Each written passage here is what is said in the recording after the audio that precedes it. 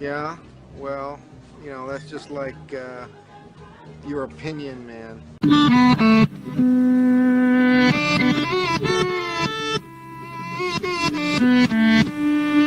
Yeah, yeah, oh yeah, what condition my condition was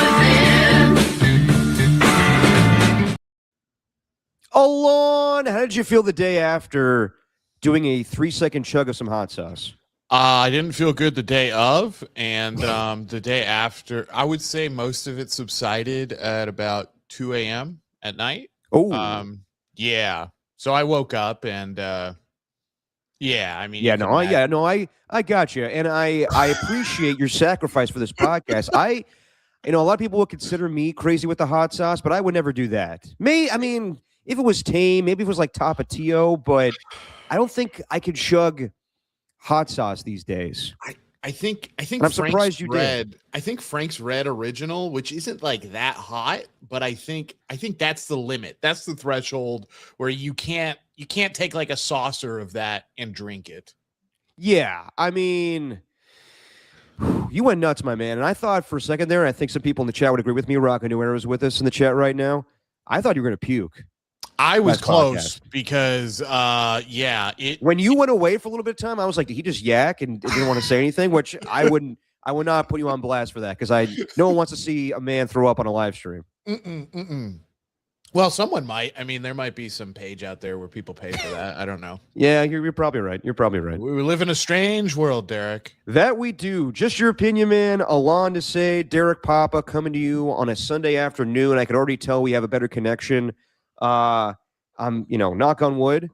I hope that we don't have any technical difficulties today, but I will admit this is the first time I'm using Google Chrome to do this podcast in the 5 years I've been doing this. So maybe it's been me this whole fucking time. It didn't matter about the internet connection. It didn't matter about other things. It was just that I was using a really outdated Windows Edge browser this entire time. But you know what? I upgraded to Google Fiber. So hopefully we have no interruptions because I think the last few podcasts, Alon, and I've never had this before, with Steven. So maybe it's just you. No, I'm kidding. That I feel like every podcast has had some technical difficulties. So that's probably on me. But hopefully everything goes swimmingly for the rest of the show. Well, it's crystal And probably clear. I just jinxed it.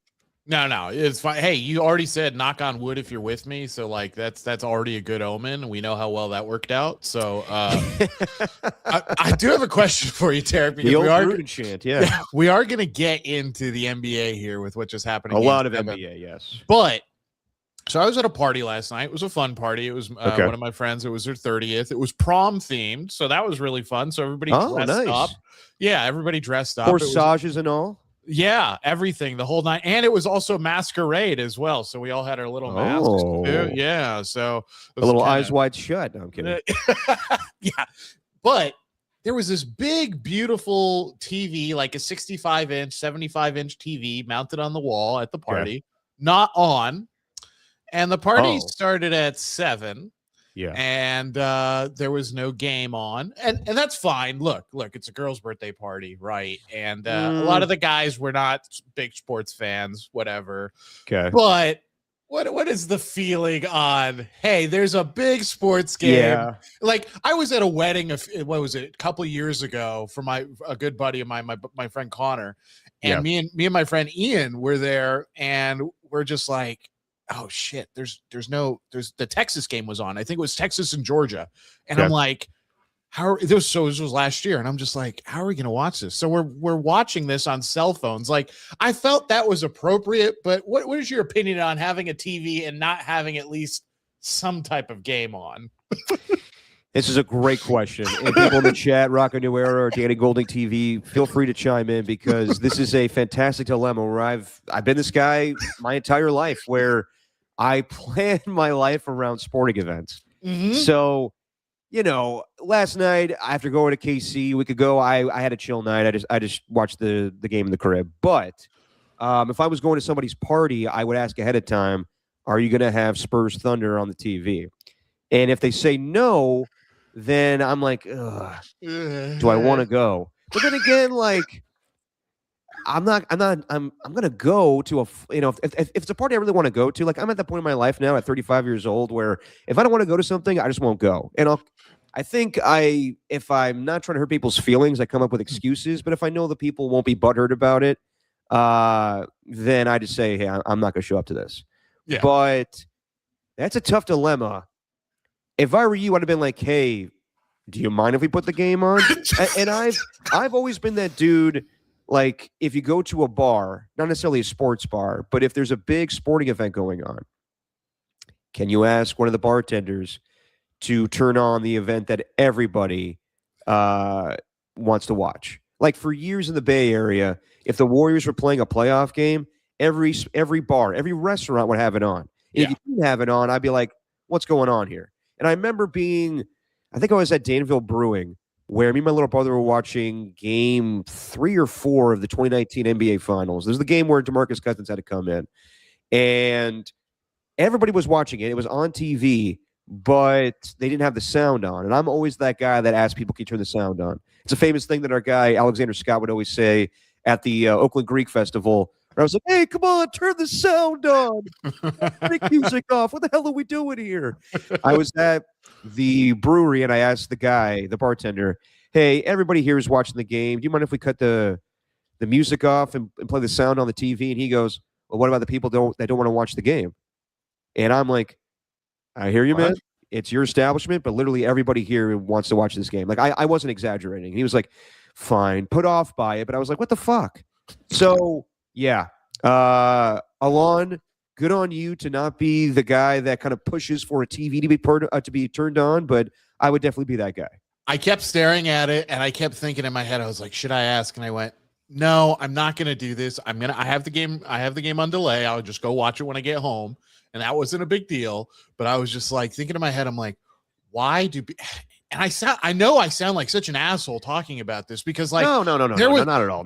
There was a wedding one time that I went to or something like that, and it was the third Saturday in October. It was Tennessee against Alabama, and I'm thinking in my head, I'm like, why are people making their events on these days? And then I realized it's because they're not thinking about it, and the world doesn't revolve around me. That part's fine, but at least like, hey, look at the calendar, right? If you want to book something, how about like a Tuesday morning wedding? There's no sports going on then.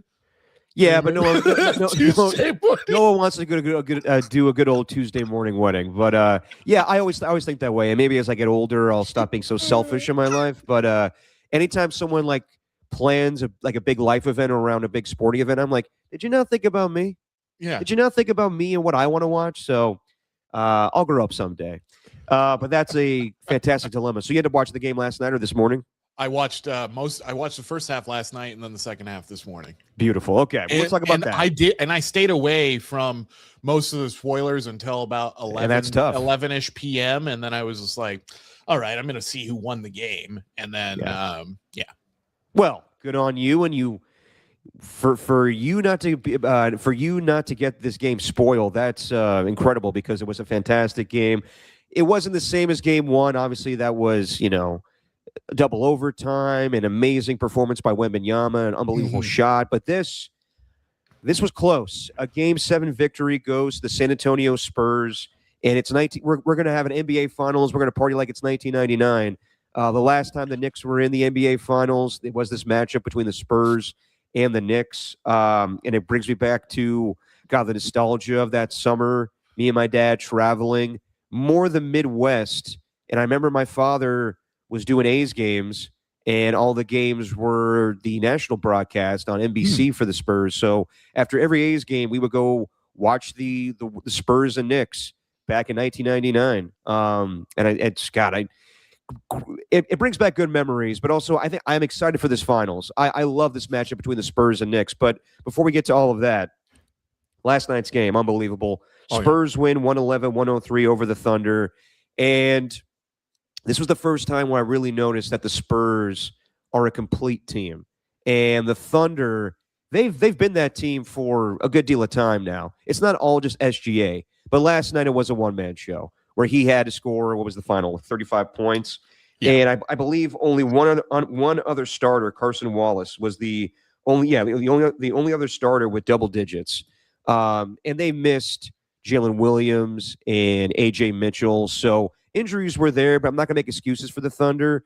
It was a pure team win, even though Victor Wembanyama is proving to be the best player in all of basketball. It was a complete team victory. Julian Champagny, I think it's how you say his name, but it's always weird. It's a weird name to begin with, but the weird pronunciation as well. Dylan Harper, De'Aaron Fox. They have a young, complete team here. And yeah, I thought for the longest time the Thunder were going to be the team that rules the West. The Spurs are in that conversation now, clearly, as they win the Western Conference, and where they went from being a 34-win team to now going to the NBA Finals. Just unbelievable. So just your thoughts on the game last night and the victory for Wembanyama and company, Alon. It seemed like it's interesting. So San Antonio had the juice coming out. So they looked great in the first quarter. And then Oklahoma City punches back in it's like a 3 or 4 point game at halftime, whatever it is. And it's 3 point game. Yeah. 3 point game. And it's like, okay, so we're in for a real slugfest. And then, it's kind of even in the third. There's some runs from both teams, but then for whatever reason, and it's because of the depletion of the roster right now for OKC, they just could not keep up. Whereas the Spurs were getting contributions from Wemby or from Champagny, they had Cornette come off the bench and have one of the biggest blocks of their season on what should have been kind of a wide open dunk, maybe layup. Chet Holm, you know what, Rockin', I agree with that. Chet was not good. He was 33 minutes and scored a handful of points, maybe 5 points or something like 2 that. points. He was 1 for 2 on the night. It was unbelievable. We'll definitely get to that a little bit more, but that's a big talking point. The Spurs got great contributions up and down their entire, roster. De'Aaron Fox played well. Castle played well. Everybody was able to contribute, and it seemed like they had the energy later in the game. And as I was watching it, especially in the fourth quarter, when I think it was like 8:45 left to go, and it's maybe a 6 point game, and Wemby just pulls up. And the closest thing I can think of to it was when Durant pulled up from the spot. In Cleveland? In Cleveland, almost back-to-back years. I want to say game 3. Yeah. Did it back-to-back years. So the most recent time, 8 years ago ish. And it reminded me of that. He just got the ball. He was on the wing and he just shot it. And he knew it was going in. He had total confidence and he made that. They go up by 9. The Thunder do make another run to get it back within 6 and get it a little closer, but it didn't matter. It just seemed after that shot went in, about halfway through the fourth quarter, the confidence that he showed taking that shot was just infectious to the rest of the team, and they were knocking down threes.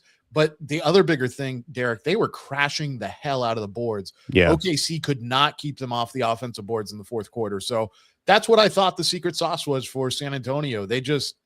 They figured it out a way, and it's probably because of their depth and their health. They figured out a way to kind of outgrind OKC. No, they definitely did, and they came out as a better team, honestly, where, as you said, Alon, strong start for the Spurs, 18-8 lead. All 5 starters scored within the first 5 minutes of the game. Just sloppy turnovers from the Thunder. The Spurs lead 27-14 in the first half. And then they start getting into it. Some guys start making some threes. And it really was more Shea Gilgeous-Alexander. But, Wemby finishes the second half strong with a powerful layup. They get the lead 56-53. And then the Spurs go on a 16-2 run in the third quarter to take a 76-65 lead. Of course, SGA had to slow the game down a little bit with, drawing some fouls. And I know people think that he's a free throw merchant. That's fine. But I don't think he's people don't like watching him play. And I understand that to an extent, but he's not as cheap like James Harden was back in the day with the Houston Rockets or even Russell Westbrook. He still is an amazing player. The way he's able just to score naturally, I think, was the only reason why the Thunder were still in that game last night. And you have to give a ton of credit to Luke Cornett with an unbelievable block in the fourth quarter on Hartenstein, where they were getting momentum. I think it was 97-91. And if he slams that down, then, they cut to a 4-point game. And Cornett to get that block was unbelievable. Dylan Harper with some unbelievable shots in the fourth quarter. Clutch 3 to make it at 107-95. Offensive, as you said, they were slamming the boards. Offensive rebound by Dylan Harper, too, in the putback to extend that lead as well. So, yeah, last night was, and again, the Spurs have been a really good team. Stephon Castle, everybody that I mentioned before. But last night was the first time where I thought to myself, okay, these guys collectively, Wembanyama is a different conversation, but collectively, his supporting cast makes them a finals team, makes them one of the best teams in the Western Conference. And the Thunder have a lot of youth and a lot of depth, but if they don't have everybody, then it just throws them off. And this is no surprise, honestly, where the Spurs, I want to say, beat the Thunder 3-1 in the regular season, something like that. It might have been more, or whatever the record was, but they know how to beat them. And they have a good young team that will only get better. We talked about them maybe adding at the deadline or this offseason with Giannis. And I don't know if they need to do that right now because arguably they have the best player in all of basketball. Wembanyama last night, 22 points, 7 of 15, 6 defensive rebounds. To me, I don't think it's a question anymore. And I know that like my little brother on my mom's side is a big Minnesota Timberwolves fan. And he's big on all the narratives of basketball. Like you can't anoint Wembanyama as the best player in basketball when he hasn't won anything. I hear you on that. But skill alone, I know he's 7'3", but skill alone, I don't think anybody's doing what he's doing right now. He, like, where he was as a highly coveted prospect from France and his ability, he shoots like, Steph Curry and defends like Rudy Gobert. Like, you don't get that in every player. He's, in a way, kind of like Shohei Ohtani, where he's just a unicorn. He's an anomaly like that. And, of course, he's going to be hyped up because of the size and being taken first overall. Spurs history with French players. So this is where he became a superstar. And the lack of experience to get to this point is incredible to me. Like, usually you have teams that have to lose before they can win. That happened with the Warriors, 12 years ago, 13 years ago, whatever it was, where they lost the Spurs initially. They had that great upset victory against the 3-seeded Denver Nuggets, but they lose to the Spurs. And, of course, the Spurs were a better team at the time. Then the Warriors lose in 7 to the LA Clippers, and it was heartbreaking. But you build upon that. You add, and you learn how to be a better team in the postseason with literally no playoff experience with the exception of De'Aaron Fox and Harrison Barnes for the Spurs. And they have some veteran savviness there, but mostly it's younger guys. And Mitch Johnson, even though he's been assistant with the Spurs for quite some time, this is his first year as a long-term head coach. Last year, he was just interim head coach. So to me, it's incredible what they've accomplished. You could say like the Portland Trailblazers had injuries and the Timberwolves had injuries and the Thunder had injuries, but some teams overcome injuries. So I'm not going to knock the Spurs for what they accomplished. For a team that is still in their infancy and learning how to win, for them to get on the biggest stage possible in just a short amount of time, ton of praise to Victor Wembanyama and the Spurs. And it's kind of like the same storybook as Tim Duncan, where Duncan was drafted in 97, 98 season, and then he takes David Robinson and the Spurs to the finals and wins it. So it's kind of going on that trajectory right now. But I'm just amazed what the Spurs have pulled off in a short amount of time with such little experience from their coaching staff and to their players. Yeah, I didn't think they'd develop this fast. I mean, I didn't think they'd win this series. I was surprised. I didn't think they'd win out of the second round either. I just thought they're still a little too young. They need some more maturing. That's not just for whatever reason. It's not true, and it's not just because Wemby is the best. First of all, about the whole best player in the league thing, he is. We can say that. You can be the best player in the league without having the accolades of a championship or a long run. I mean, Shohei Ohtani was the best player in the league the moment he stepped onto the baseball diamond. It's just true. So I think you can do that, and he's proven that he is. I would say that this is the beauty of the Spurs. They don't have to use him to death either. Like, he can go off some nights, and then other nights he can, cash in like he did last night, 22 points, make some really big shots when he needs to, but otherwise just give you a good all-around game. And that's something that a lot of teams don't have that ability to do. For instance, when the Bucks rode Giannis to the championship when they won theirs. I mean, he was doing everything for them. So what a luxury it is to have a star player, a foundational piece who is a unicorn, as you mentioned, that you don't need to. I mean, he's playing heavy minutes, like 42 a game, but he's not taking every single shot, and the offense isn't always flowing through him. It goes through the guards. So, I mean, I like all those reasons. That I think those are all reasons why the Spurs were able to do what they did, but it is surprising to see them evolve this quick. Credit Popovich and the structure that they've built as an organization there, not just him, but also in their front office, and credit the people on that team, the actual players, for having confidence. Because for instance, what Harper was able to do, I mean, those are the kinds of plays that you see superstar players make, that they take those opportunities, they take those big shots. And for whatever reason, maybe this team's so young and inexperienced in a way that the moment didn't get to them. They didn't care. And so I found that very impressive. I will say one thing about this team. Running into the Knicks, in a way, they do match up well with the Knicks for the most part. But, man, what a buzzsaw you're running into, because they're healthy and they've just been shooting the lights out. So it's going to be difficult. But credit to them for being able to get to this point. No, 100%. And you mentioned Popovich. I mean, since I can remember watching basketball, Greg Popovich has always been a part of the San Antonio Spurs. Yeah. And I believe he has the title. I forget exactly what his title is. I want to say maybe president of basketball operations. He had to step down a year ago because he suffered a stroke. And Greg Popovich has dealt with so much in the last, I want to say like 8 years, where I remember he was going through the passing of his wife during a playoff series with the Warriors. Mm-hmm. And you never knew how long he was going to coach, but when Victor Wembanyama was drafted, that rejuvenated his love for basketball all over again.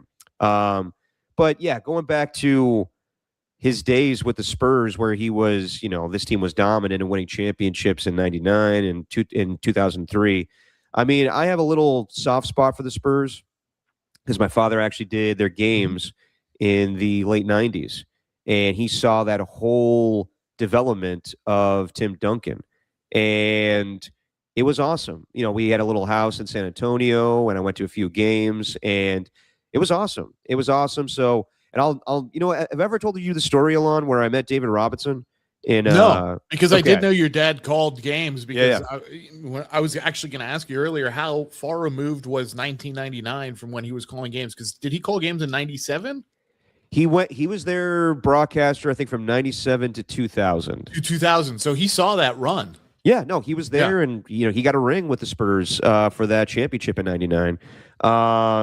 So I was living in Colorado at the time, and David Robinson got into an elevator. I went to go to the team hotel to visit my dad. They were in town, Nuggets and Spurs, and I'm in the hotel, and David Robinson gets on, and I'm like maybe 8 years old, and he's gigantic to me. So I'm not thinking anything. I'm so young. I just say out loud, man, he's as tall as a Jolly Green Giant.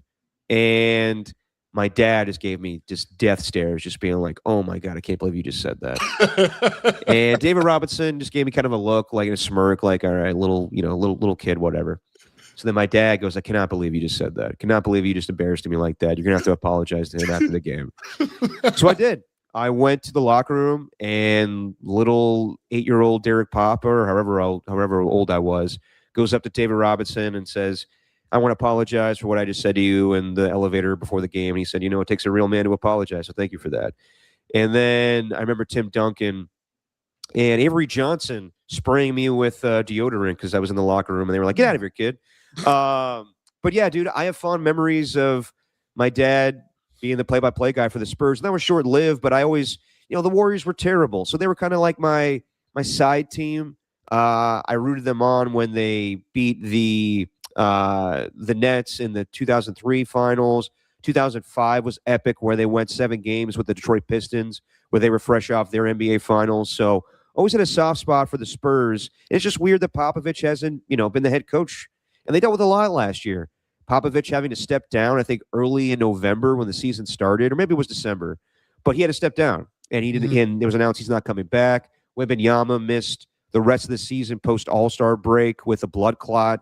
So they went through a lot, and I thought they would grow as a team but I never thought they would have this jump that fast. So it's been remarkable to see the trade for De'Aaron Fox a couple of trade deadlines ago. I think it was the same trade deadline as the Doncic trade. It was huge for them. So they're only going to get better. That's the scary thing. And yeah, just watching both teams, the Spurs and the Thunder, made me think that they're just going to run the West for a while. The Thunder will reload. They're a young team, but they're going to run the West. The Spurs, the Thunder, the Nuggets will retool this offseason. And it just goes back to my mentality with the Warriors right now, where this is all for nostalgia. Whatever they do, if they get LeBron James, if they get Kawhi Leonard, they're not going to get Giannis.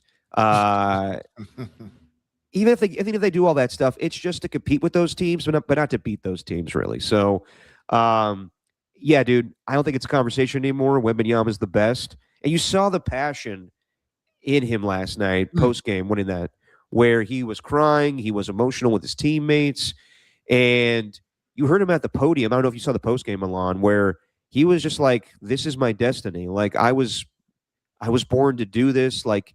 I need to be able to win the NBA Finals, and you don't see that this early in someone's career.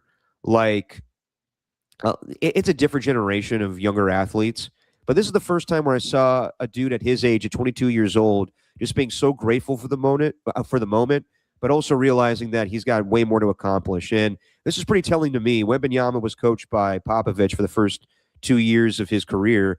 And someone asked him last night, what do you think this moment means for Popovich?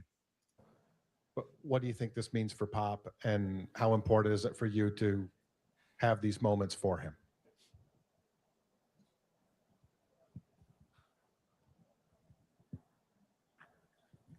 I can't answer that question. I don't know what it means for him. That's a guy who's got more experience as a coach than almost anybody and has been through so many things in his career and so many things right now as El Jefe. He goes through some things we can't even imagine. So I need to call him. I need to see him. I need to talk to him. Because there's no way I can understand right now, how he feels. But what? Yeah, that was pretty powerful, honestly. Like the way he has his head kind of, kind of crouched down a little bit there, and that's emotional for him because Pop, I'm sure, taught him a ton as he's been influential in most people's careers. Tim Duncan, Tony Parker, Manu Ginobili, even David Robinson. So, yeah, this for the Spurs organization in their first year without Greg Popovich as head coach, this is pretty monumental for them because obviously he was a gigantic figure and how he was as a person, outspoken about politics while living in Texas. And he's just, when you think about the greatest coaches in NBA history, he's right there. He's, in my opinion, it's Phil Jackson and then him. So the fact that he's not there, and he is part of the organization still, it sounds like in a couple weeks ago, or just last week, he kind of went into the room like a team session and kind of like lit a fire in everybody's ass. And like, this is what you guys need to do. At least it's what De'Aaron Fox said. But yeah, man, I'm happy for the Spurs, and I'm happy for Wembanyama, where this anoints him. Even though we'll see what happens in the finals, it's going to be a very intriguing matchup. But this moment shows the superstar that he is, and also how grateful he is, where he wants this so badly. I just don't think you see that enough in today's athlete. Especially that young, like you said, Derek. That's the thing. It's because he's so young, and I think he already realizes the gravity of the moment and what they've accomplished so far. I think having Popovich, so first of all, just besides the coaching record that he has and the fact that he was such a dominant coach and won all those championships with the Spurs and then the international team and all those kinds of things, but at the end of the day, he instilled a culture into that team. That team has a culture that is still there, that has been enduring now for 30 years. And, before this year, the last 6 years, we're very lean and rough times for the Spurs, but they've been able to come out of it and now make it to the finals. But I think he is still, and I looked it up, his official title is President of Basketball Operations. Well, there you go. Okay.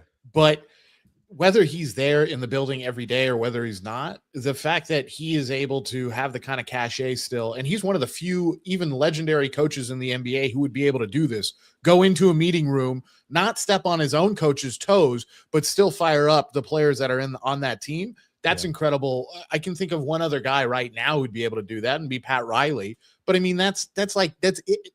If we look at the totality of the history of coaching or basketball in general, there's not very many people who'd be able to do that because you're stepping on someone else's toes, right? Yeah. And Popovich, because that culture he set up there in San Antonio, he is able to do that. They still realize, that whole organization still realize that this thing is top down in a way because of what he's built. So seeing what Wemby, said in the post game, and just the way he plays the game itself during the game, he's not outcome oriented. You can tell from every play is its own, every possession is its own little game for him. And that's exactly the way Popovich has always structured things for that team. And so I think Wemby, this is a level of maturity that you don't see out of young players. And you mentioned the players of this generation. Maybe that's true. I'm not sure. I'd have to think about that more. Yeah. But what I do know, what it says about him is he really does take this seriously, and he has a lot of pride. And somewhere he is very thankful for not just Popovich, but that entire organization putting that level of faith in him. And he realizes it. And even when you're the number one overall pick, even when you're the savior, right? The savior of the franchise, that doesn't always crystallize until maybe you're 25, 26, 27 years old. And he's doing it in his second, third year in the league. Yeah, I mean, he's living up to expectations already. So I thought that maybe he was going to be the MVP this year, but the Thunder on a roll, with the regular season from a year ago, people were wondering if they were going to go, beat the record, challenge 73-9, maybe go 74-8, but injuries play their toll with, I guess I should say, played a factor in the Thunder's season this year. But yeah, the superstardom of Victor Wembanyama is starting. And I think now we're going to see where he's the most popular player in all of basketball, if he's not already. That probably still is Steph Curry and LeBron James. But now we're seeing with this guy on this stage, this is where I think that the torch will be passed. Even though he's a French player, I don't think people ever really embrace Nikola Jokic, just a different personality. If Anthony Edwards got to that moment, I think there's a different deal with maybe off the field perceptions with Anthony Edwards, or I should say off the court perceptions. And that's just because of the whole thing with his baby mamas and everything. I don't think that's a huge deal. I don't think that would stop people from embracing him, but I think that people respect the hell out of him. But as far as like a mass audience where you kind of like, you transcend the game of basketball, I think Victor Wembanyama's more inclined to do that just because he's unbelievable with his style of play and his stature. I think that will resonate with more of a mass audience. So yeah, this is going to make for a fantastic matchup in the NBA Finals. We'll get to that in a little bit here, but we mentioned Chet Holmgren, the other side of the Thunder losing. I think they're going to be fine. Obviously, they're still a young team, but Chet Holmgren only attempting 2 shots that entire game, going 1 for 2 with 4 points. He wanted no part of Victor Wembanyama. Yeah. And I heard a lot of people in the post-game analysis, Stephen A. Smith, Kendrick Perkins last night, saying, if you're going to be that team in the West that has to go against the Spurs and that guy and Victor Wembanyama for years to come, then Chet Holmgren needs to kind of man up a little bit more. And there were times where he did this series, like I say, like he just cowered down. But last night was his moment where he needed to be more involved with the offense. And you saw it, like he got the ball at times, and he played 42 minutes. But anytime that he got the ball, he did not want to go bang with Wembanyama. You need to do that. You can't be afraid in that moment. Not to say that that was the game plan. I think the game plan was to shoot on the outside and try to drain him with threes. But when that wasn't working and guys were missing shots, then Chet Holmgren needed to take over, and he did not. Yeah. So I'm not saying they need to trade him. I saw a lot of that last night, or trade him for Giannis. If that's on the table, I would entertain it a little bit more. But Chet Holmgren's a young player, and they just won the championship a year ago, so I wouldn't do that just yet. I think a team that needs Giannis way more than anybody else would probably be the Minnesota Timberwolves, where if you're going to go up against those teams in the Western Conference, and they've definitely come up short the last few years, losing in the conference finals and this year in the second round, then maybe you need to make a big move this offseason and get a Giannis Antetokounmpo. And maybe the Thunder will do that too. But I don't think that they need to. I think that they have a pretty damn good player, Chet Holmgren, and he just needs to toughen up against those matchups with Victor Wembanyama. I agree with that. I don't think they need to go out and swing for the fences. I think, it's hard to go back to the finals. I mean, it's a very difficult thing to do, and they were one game away from doing it. So you don't blow the thing up because of that. And I think it's been, sorry, Alon, just cut you off. I think it's been 7 straight seasons that a team hasn't gone back-to-back appearances in the finals. Okay, 7 straight? Yeah, so it's hard to do. Even though they're a young team, and we thought they were going to rule the NBA for a long time, they still will probably, but they came up short against a young team with maybe the best player in basketball. Yeah, so that's the statistic right there. So that's just how. We all know it's difficult, but to actually have the number 7 years or whatever it is, I mean, it's a very difficult thing to do. And it was just because of the health that they weren't able to do it. But you don't blow the whole thing up just because of one series, even if it is a heartbreaking series where you had home court and maybe you weren't ever able to really have that big moment where the whole crowd gets into it. That was one thing I noticed during the game as well. I mean, every time the Spurs were able to drain a three, maybe SGA is coming down the court and he had some really nice like fadeaways and pull-ups and stuff like that, but that's all they had. And so Chet Holmgren does need to, I'm not going to say man up. It's a tough matchup, right? So I don't want to say that. Of course. But as good as Wembanyama is, and as amazing as he is in his skill set, he's still playing in an era where, look, this is a soft center era. It's a soft power forward and center era in terms of playing down low and really beating people up. Like, that's why I think Nikola Jokic is so amazing, because he can still play that low post game, and Wemby can too. Defensively, he's gotten a lot better, but I think you really got to figure out ways to beat these, more athletic, finesse-based players up. And that is something that a Giannis would be able to do because of his slashing ability to the hoop. But all of that, put that in the rearview mirror. At the end of the day, you have the players that are on your team, and okay, maybe Chet Holmgren was not effective and he only took 2 shots. It's horrible.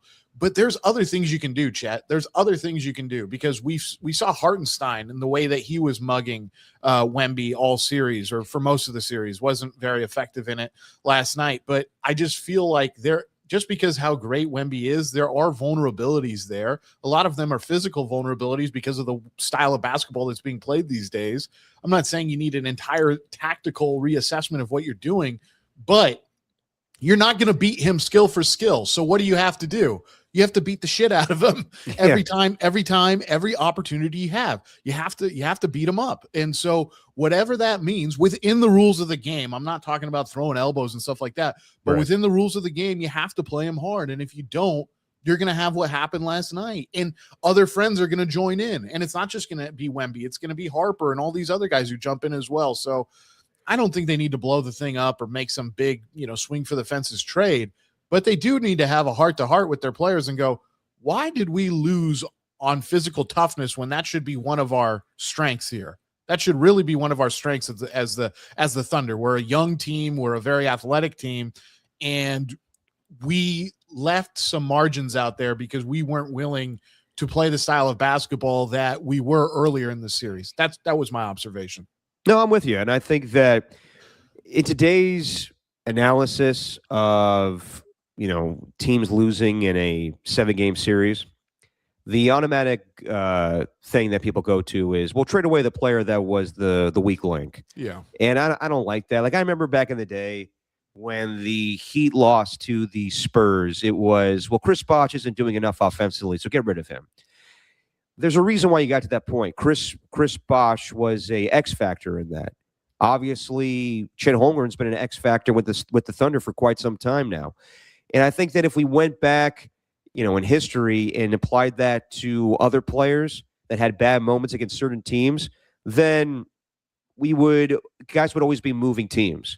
Like, let's say that, the Bulls, after losing to the Detroit Pistons back-to-back times, they were like, you know what? Obviously, Scottie Pippen's not the right guy. So let's just move off of him. Guys grow. Guys become better players, and they get motivated after having hard moments like last night for Chet Holmgren. So I don't want to automatically say, like, you got to trade him away because he can't match up with Wembanyama. You don't know that right now. There's moments this series where he did. But for the most part, Wembanyama can handle his own against him. And he's a young player. It's not like he's a declining player in his 30s or 40s. Yeah. So I don't think that they need to trade for Giannis. If they want to, then that would be very appealing and, interesting, and we would talk about it. But for the sake of Thunder basketball, no, I would run it back and just become a better team. I think that teams that have, continuously failed in the postseason, like the Minnesota Timberwolves, would say, you know what, we need to change something here. Obviously, we keep doing the same thing over and over and over again, and it's just not working out. So maybe we need to get more physical with, having a guy like Giannis Antetokounmpo that could give us a better chance against these guys in the West. So I don't think you should just say automatically that Chet Holmgren needs to be traded because of what happened last night. But as you said, Alon, this team, when they look back on their season, how come we lack physicality against the Spurs? Yeah. And you could say, well, we're going up against a superstar that's 7'3". Okay, but you need to be able to match that intensity. And at times they did. Hardenstein played good defense on Wembanyama in Game 5, but it wasn't consistent enough throughout the series. So I don't think they need to make big sweeping changes this offseason. So people. Oh, sorry. I was going to say. Go ahead. People do this not just with role players like Chet Holmgren or starters who aren't the superstar. I mean, there were conversations about maybe it's time to move off Dirk Nowitzki in Dallas, right? Yeah. I mean, there were for a long time until he finally goes on that legendary finals run in 2011, where he has an incredible run and just takes everybody out. So, I mean, I'm glad that people are.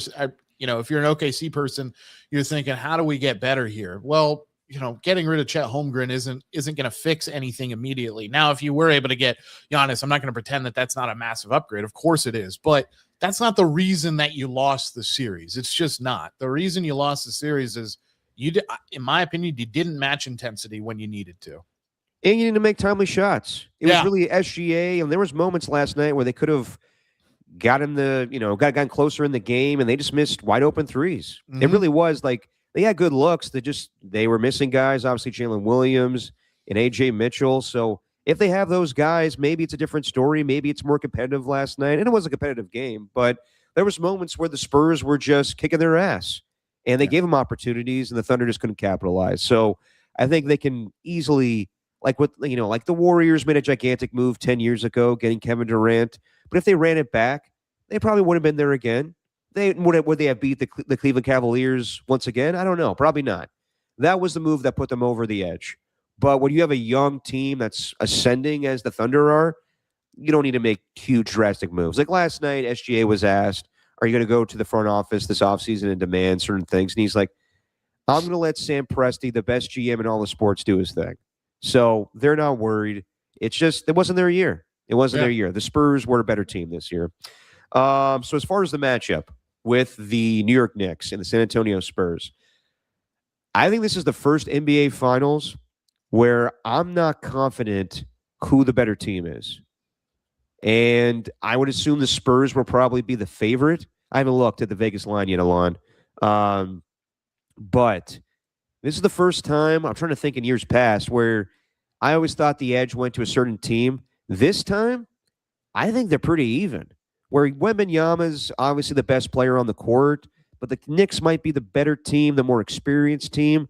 But that may not matter, as we've seen for the Spurs this run. So I'm trying to think back here of the last few NBA Finals where I thought it was this evenly matched. And it may take me some time here while I think. But what do you think about the matchup so far, Alon?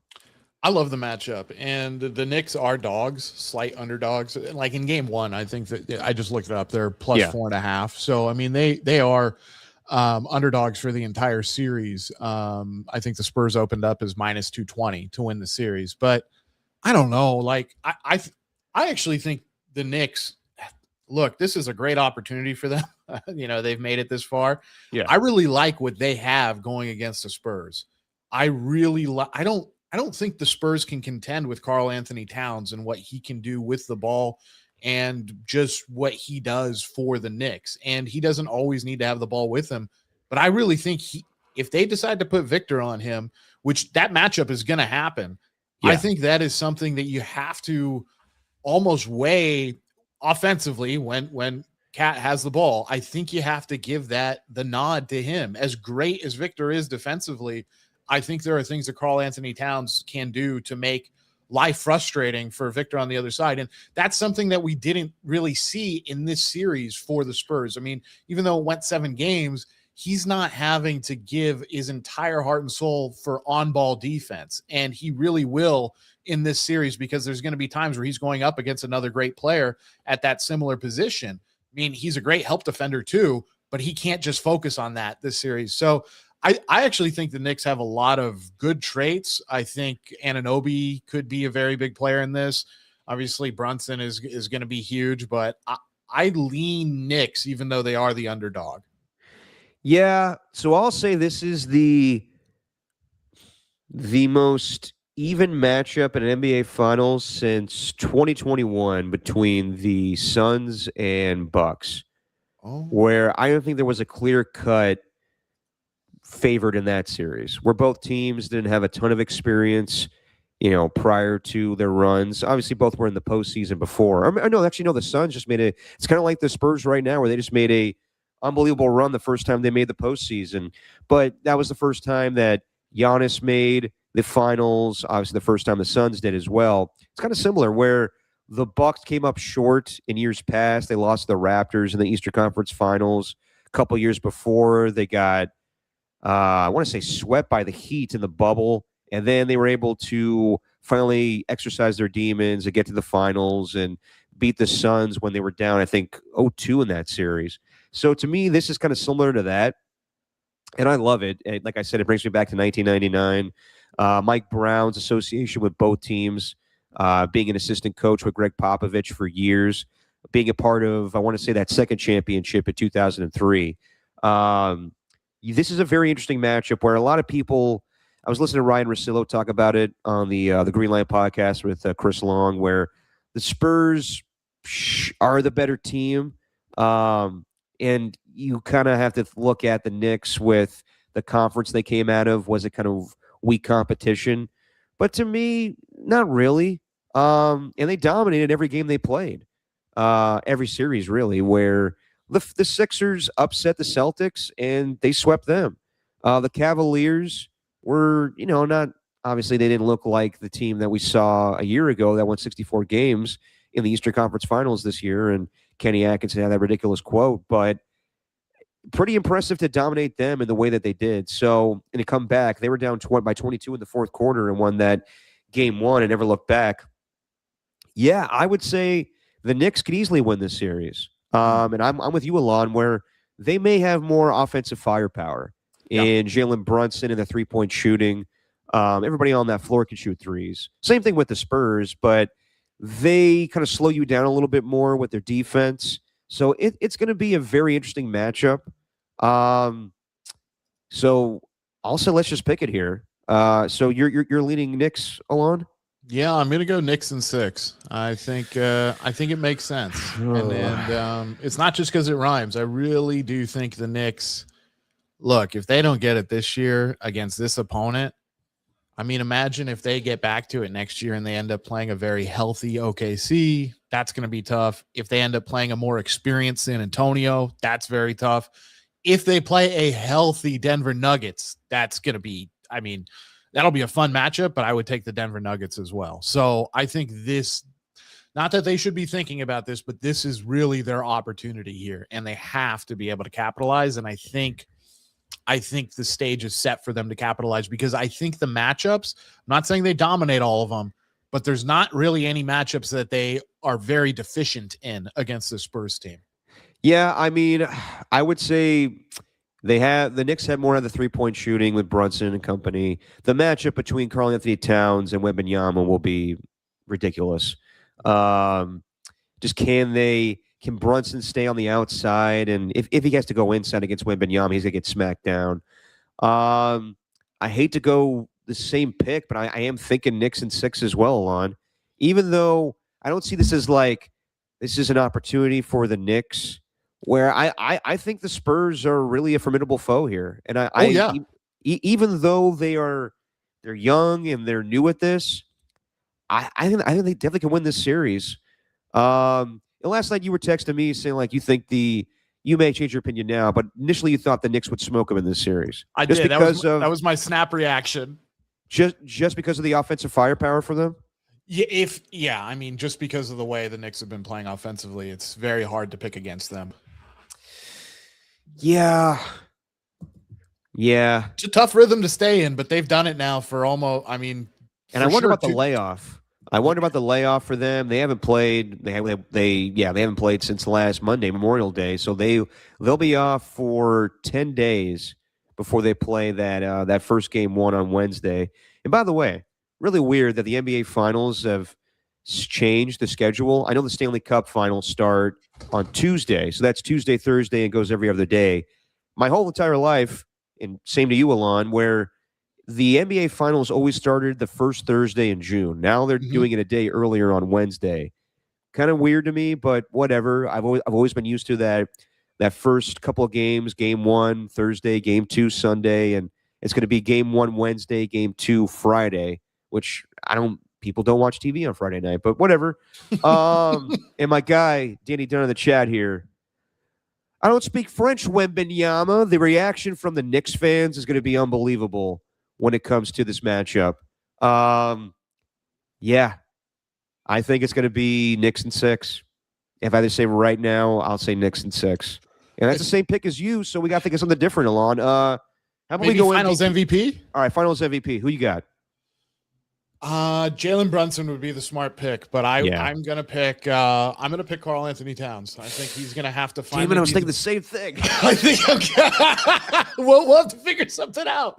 But okay, primary defender on Jalen Brunson. No, that's. I was gonna ask a question though about primary defender. I mean, it's got to be Castle, right? And that series could hinge on how well he's able to match up. I mean, if he gets in foul trouble and Brunson's a tough guy to guard and he can cross you up and make you foul, then they don't have a lot of other bodies they can really throw at him reliably. Right. You know what? Just to be different, I'll say Knicks. God, you know what? I'm trying to like envision them winning a game 7 in San Antonio. If they're going to win, it has to be in 6 games where that atmosphere is going to be unbelievable in New York. Yep. And I also think if they're going to win this thing, Karl Anthony Towns needs to be their best player. Yeah. I mean, that's the thing. It's like, it's not easy for the Knicks. Like, no, Spurs, it's not. There's a reason they're favored, and it's because they're supremely talented and they've just shown how good they are, and they're in a tougher conference. But there's just something about this Knicks team, and I think here's another thing here. The isolation play, not that they play straight ISO, but the times where Brunson is tasked with doing that, he makes things happen in a similar fashion that Gilgeous-Alexander does too. Now, they do it a little bit differently because Alexander can shoot over the top and stuff like that, but Brunson can put you in the mixer. And I think the Becky Hammond quote, from a while ago about, he's a little shorty. I remember Allen Iverson. It's like, AI is one of the best. AI ran into a buzzsaw called the Los Angeles Lakers. Like, there's a much better supporting cast here for Brunson than AI had in Philly. So give me a break on that. I think these matchups are going to be important. Like, Castle is going to have to play great defense, but I don't know if Karl Anthony Towns does play as well as we think he can play and how well he has played all year for the Knicks. It's going to be incredibly difficult for the Spurs to be able to win this series. All that being said, if the Knicks don't win game 1, they're going to have to win game 1, I think. I really think they have to come out and win game 1. And they can't after the layoff have the same thing that happened to them in the Eastern Conference Finals where they almost lost game 1. They have to come out strong.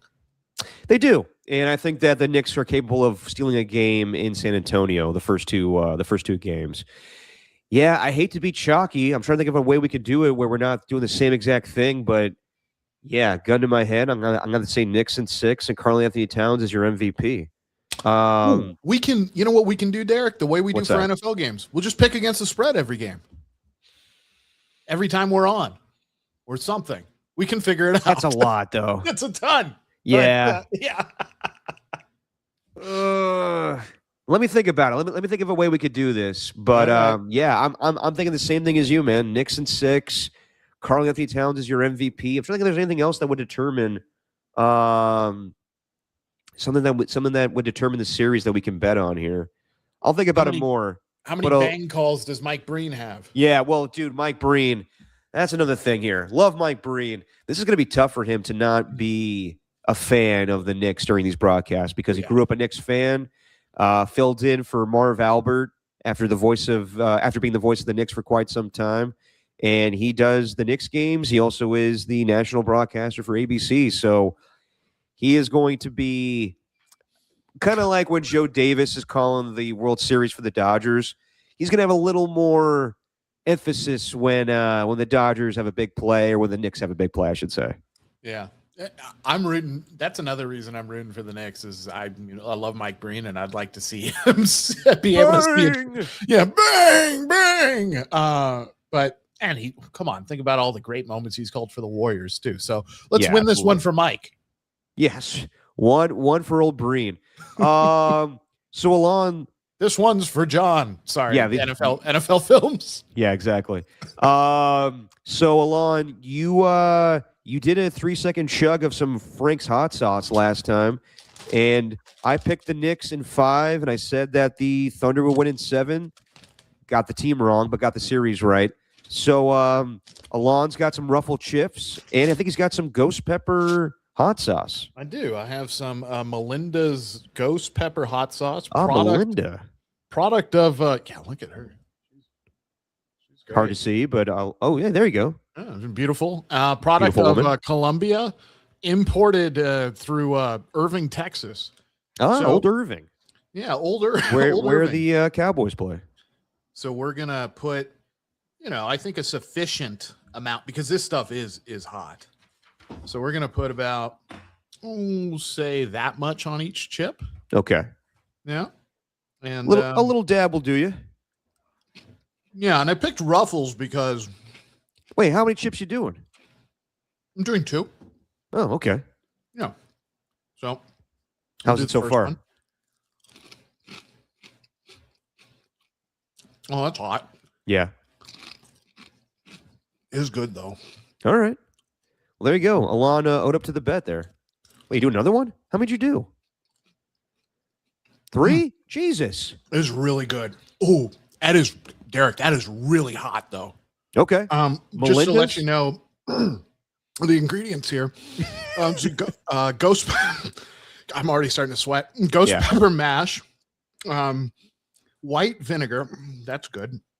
Habanero pepper. Yeah. And then other stuff that's not as hot, but oh boy, that's hot. Yeah, I could tell. And man, everyone give some praise to Alon here, where when Alon does the punishment, he punishes himself, whether it's a 3-second chug of some Franks or 3 chips with some ghost pepper on it. You feeling all right? Oh, I feel great. I like spice. Yeah. So it's this thing where it's like, I really like it, but it really hurts. Yeah. No, that's the unfortunate situation when you have some spicy things. Here, go ahead and rest up, Alon. Have some water. Yeah. By all means, get some water while I'll talk a little bit here. Man, Alon goes all out when he does these punishments. A little too much. Don't all of you think? Anyway, all right. Let's think of another way to determine this NBA Finals bet between me and Alon. I think Knicks win in 6. Yeah, I maybe I'll have to go 7 here just to change it up, but I think Knicks in 6 makes sense. I think they probably steal a game on the road, and then they probably.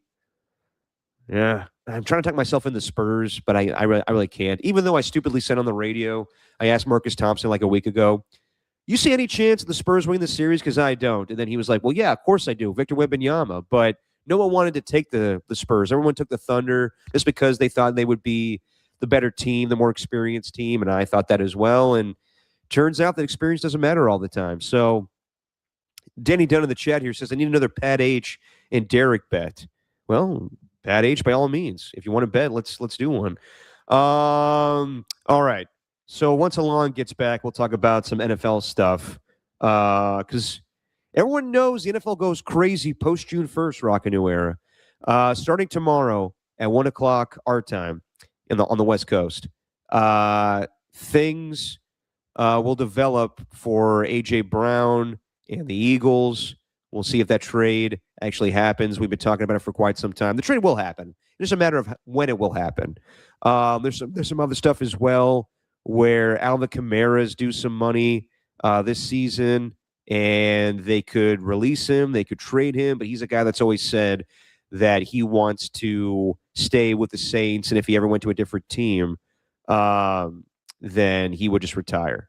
Pat H in the chat here says, haha, I got Derek good on that one. I'll go Spurs in 6. We can bet an appetizer at 58 social. All right, that's fine with me. Before we talk some NFL here, Rockin has a question. How did Derek carry a bottle of barbecue sauce from KC but can't carry a bottle on Bard from Walnut Creek? Easy. I had a carrying. I had something to carry in it. I had a backpack. It was easy to carry barbecue sauce. Oh, you're talking about from Arthur Bryant's? Well, yeah, I just took that with me back in my Uber, and it's different carrying a bottle of hot sauce straight like a 6-minute ride from Arthur Bryant's to my Airbnb than taking a bunch of what was it? What was the sauce that AJ Cruz gave me? All that stuff. You went to Arthur Bryant's? Yeah. Did I not mention that last time? Well, you said you went to the museum. Went to okay. I didn't know you did the other part. Yes, I did. I went to Arthur Bryant's, which is only a 9-minute walk from the Negro League Museum. Yeah, did that. Also went to a jazz club on Sunday night. That was actually pretty fun. It was way too fancy for us, me and my buddies. My buddy was drunk off his ass and being really loud, and then we were like, "Dude, you have to calm down. Like this is actually like a nice establishment." But yeah, no, it's much easier to carry Arthur Bryant's barbecue sauce when you hop in a Lyft and your Airbnb is only 6 minutes away. Pat H in the chat telling me careful here. Yeah, I know. I've had a lot of people since I've been talking Negro League Museum. Everybody's like heard me on the radio bring this up, being like, every time you say that, Derek, I cringe a little bit. I just cringe a little bit. Which is it's the name of the museum. So yeah. What can I do? But anyway, talking. Have you ever heard the term prison wallet for how did Derek carry this? Yeah, I had to smuggle it in because TSA didn't want me to bring that liquid in my carry-on, which was I always think is ridiculous. Like Danny Dunn was giving me shit, and Adam Copeland for having that confiscated at TSA. I didn't mention this on the podcast, but I brought back some barbecue sauce. Okay. And I brought it in my carry-on. And, you know, I know that you can't have liquids on a plane, but I thought that maybe we would be past this. You can leave your shoes on during TSA, but so they confiscated, and then sure enough, every little shop in Kansas City, of course, has Arthur Bryant's. Yeah. And it's much more expensive in the airport. So bought a new one, but where are we at, TSA? Huh? Like, am I going to kill everybody on the plane with barbecue sauce? Like, that's ridiculous. So I think we should be able to get past that point, but we're probably not. Anyway. If it's very spicy and you have atomic farts during the plane, then you might, but. Well, everyone always does the move where you just silently let them out. And, of course, no one knows it's you. But. When I do it, they know it's me. Oh, they do? I mean, well, it's not like the person like sitting directly behind you, but like airplane farts are the best where like no one can really tell because it's so loud that you farted. But then if you have a look on your face and the smell is pretty stinky, it's bound to go back to you. Anyway, NFL. So, as I was telling the audience, Alon, post June 1st is when we have this glorious time in football where you can spread a dead cap hit over 2 seasons. So that's why we've waited this long with the A.J. Brown trade. And most likely it's going to happen this week. Other things that might happen, I mentioned Alvin Kamara might get cut or traded. We may finally have some resolution with Brandon Ayuk post June 1st, because at this point, Jeremy Fowler was given a report this morning saying he's basically untradeable. He's a guy that hasn't played in a long-ass time. No one's going to trade for him at this point. It is honestly, these are my words, ridiculous for the Niners to expect anybody to trade for Brandon Ayuk at this point. So if you want this just to go away, cut him. I don't think anyone's going to be desperate enough to trade for him at this point. But I've said my piece on that. Niner fans think I'm being mean and crazy, and I you need to stoop down to our level, Derek, of pettiness. I'm not doing that. The pettiness was already there where they voided his guarantees. Release Brandon Ayuk. It makes no sense at this point. Okay, as far as AJ Brown. So starting tomorrow at 1 p.m., that's most likely when this thing could be initiated. And we've heard this for quite some time. Adam Schefter, I think the Monday before the draft, had the report that most likely the Eagles are going to trade A.J. Brown to the Patriots. And at the beginning of free agency, I guess A.J. Brown let it be known to Howie Roseman that he wants to be dealt, and there's only a few teams that he'd be willing to play for. And that's the Patriots to reunite with Mike Vrabel, the Kansas City Chiefs, the Chargers, and the Bills. Now, there was a day early in free agency, I want to say a Friday afternoon, where it was getting close that the Rams were going to trade for A.J. Brown. Yeah. And the corresponding move would have been Devontae Adams being traded to the Eagles. And it sounds like a 2028 first-round pick was on the table. And then the Rams didn't want to do it. They didn't like the medicals with A.J. Brown with his knee. And also, I was thinking, like, really? The Eagles are going to trade A.J. Brown to the Rams, a team in the NFC and probably one of their biggest competitions in all of the NFC. So I thought that trade seemed to me kind of fishy. And some people have recently said, like, there was validity to that whole thing, but it wasn't like strong where that was going to happen. Any trade that went down would have had to be right now, post June 1st. It was mainly something to scare Puka Nacua a little bit, but because everything going on with him and him going through rehab, and he recently spoke at OTAs, probably trending in the right direction of him getting a contract with everything going well in his life right now. But as far as A.J. Brown, I've seen in recent days some people say, like Ian Rappaport suggested, that this trade could take some time because the Patriots aren't just willing to give up a first-round pick, and then maybe other teams get in the mix. Other teams have had their chance the entire offseason. This isn't where, like, the Patriots and Eagles haven't spoken for most of the offseason, and now they can. It's like, where the new league year starts and a trade between the Ravens or Raiders can be legit, as opposed to when they agreed to it prior and they had to nix that whole thing. They could have traded A.J. Brown at any point in time. It's just the Eagles' wish is that they do it post June 1st. So all these teams have their chance. The Chiefs, the Chargers, the Bills, and they all pivoted. Really, yeah. The Bills went and got DJ Moore the first couple of days of free agency, or first couple of days before. The Rams seem intent on moving forward with Devontae Adams and Puka Nacua. The Chiefs, they could trade for A.J. Brown, but there's no really strong momentum with that right now. Chargers, they're not the type of team that would go and do that right now. So I don't see a new team, coming out of nowhere and swooping in and be like, you know what, now we want A.J. Brown. I think it's been set in stone, and kind of a handshake agreement, wink, nudge, that both teams are going to do business. Kind of like the Packers and the Jets when it came to the Aaron Rodgers trade, where they knew, okay, the deadline was going to set in before the draft. That's when we're going to agree upon this deal.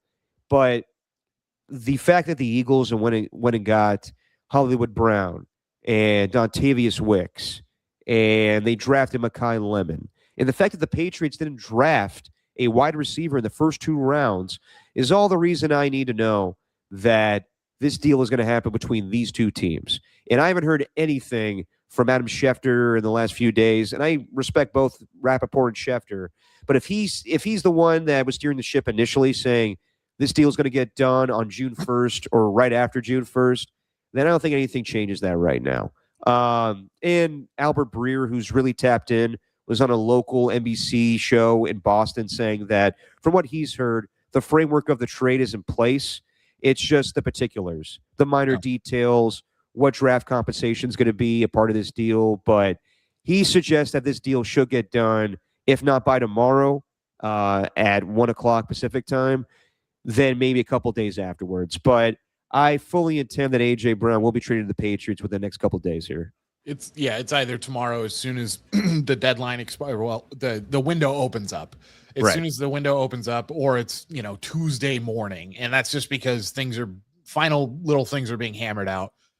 What's interesting about the whole AJ Brown saga is I understand that he would love to be reunited with the with Vrabel, who's now at the Patriots. I get all that, and it fits, right? I mean, that's a team that just went to the Super Bowl, promising young quarterback, a good team.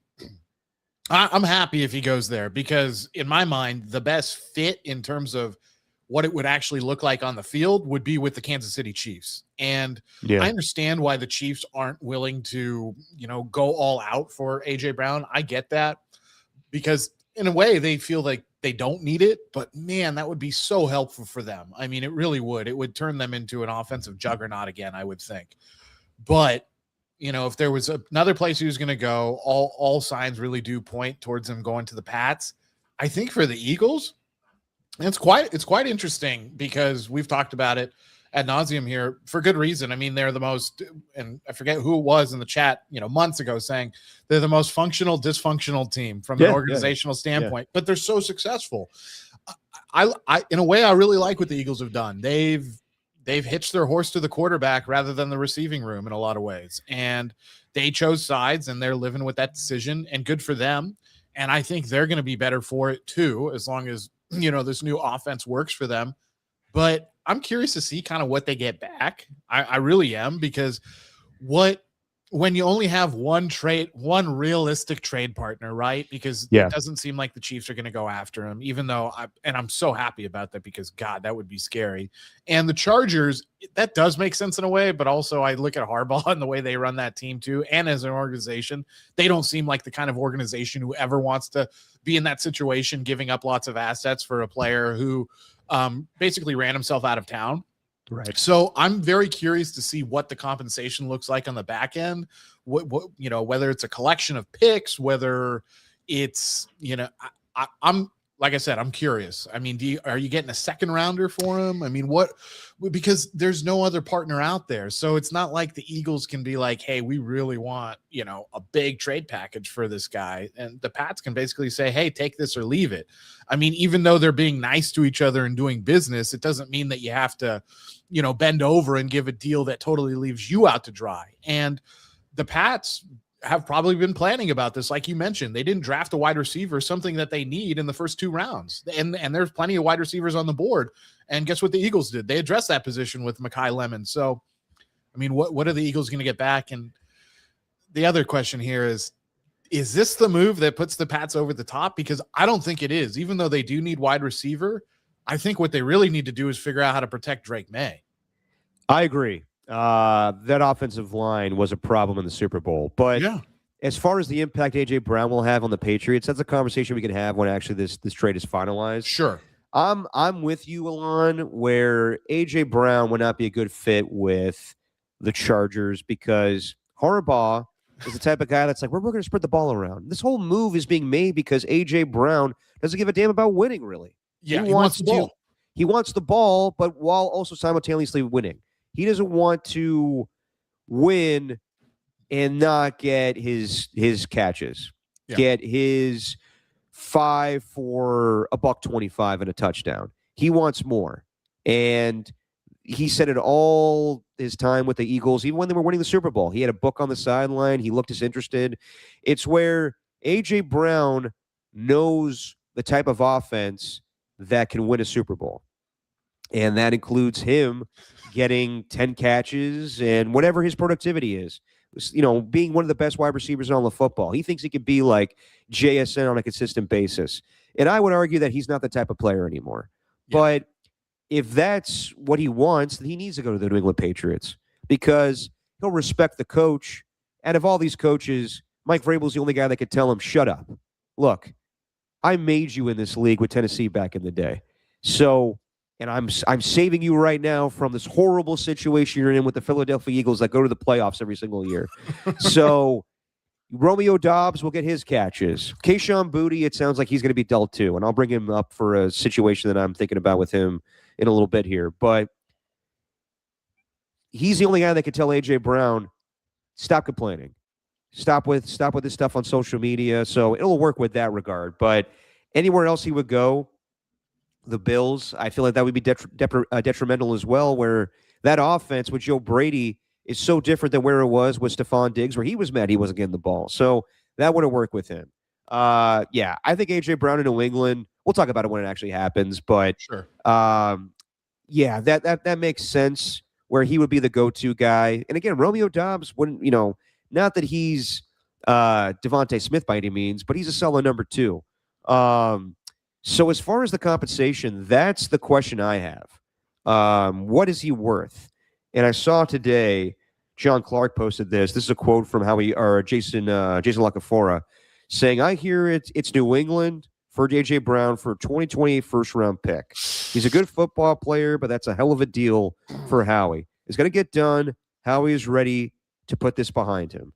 And I think that's the case, too. Every interview he's asked about A.J. Brown, he just says over and over again, A.J. Brown's an Eagle. So I've heard that from Adam Schefter, too. He said that a couple of weeks ago, maybe a month ago, where he heard it was going to be a 2028 first-round pick. For me, what would be appropriate compensation for A.J. Brown, who's going to be 29 years old in just a couple of weeks? I would say a 2028 first-round pick sounds reasonable. I'm comparing this to Jalen Waddle, who this offseason got dealt to the Denver Broncos for a first, a third, and a fourth. A.J. Brown is a little older than Jalen Waddle, but he is one of the best wide receivers in football. He's on my top 10 list. Is he declining? I wouldn't say declining. The Eagles' offense was mundane. Yeah, it was bad. It wasn't creative to get him the football. And that's the big reason why he's upset and holding a grudge against Jalen Hurts. But it really shouldn't be Jalen Hurts. It should be the lack of creativity from Nick Sirianni. Even though he's not the play caller, he should be the guy that comes up with different ways to get A.J. Brown the ball, and he just hasn't done that. Now, in the Super Bowl, yes, he caught a touchdown, and I don't know if he got over 100 yards in that game, but that first year with A.J. Brown in Philadelphia, he was the guy we saw with Tennessee. He got double-digit touchdowns, over 1,000 yards receiving, and everything was happy. I mean, everything was in a happy place, I should say, for A.J. Brown. Since that time, he's had single-digit touchdowns. I think it was 7 the last 3 years, barely over 1,000 yards receiving. So he wants to be the featured guy. So should you blame A.J. Brown for that? Should that be the reason why he doesn't get dealt for a first-round pick?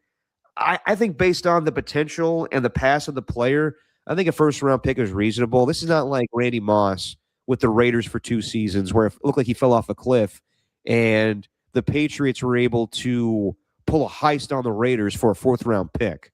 So, yeah, if you're asking me if I'm comparing it to Jalen Waddle, much younger player, but I think A.J. Brown's a better player. If I'm Howie Roseman, I'm asking for the 2028 first-round pick and next year's 3rd-round pick. So a 2027 3rd-round pick and next year's 2028's first-round pick. Everyone is all about the 2027 draft class. They don't want to give up first-round picks.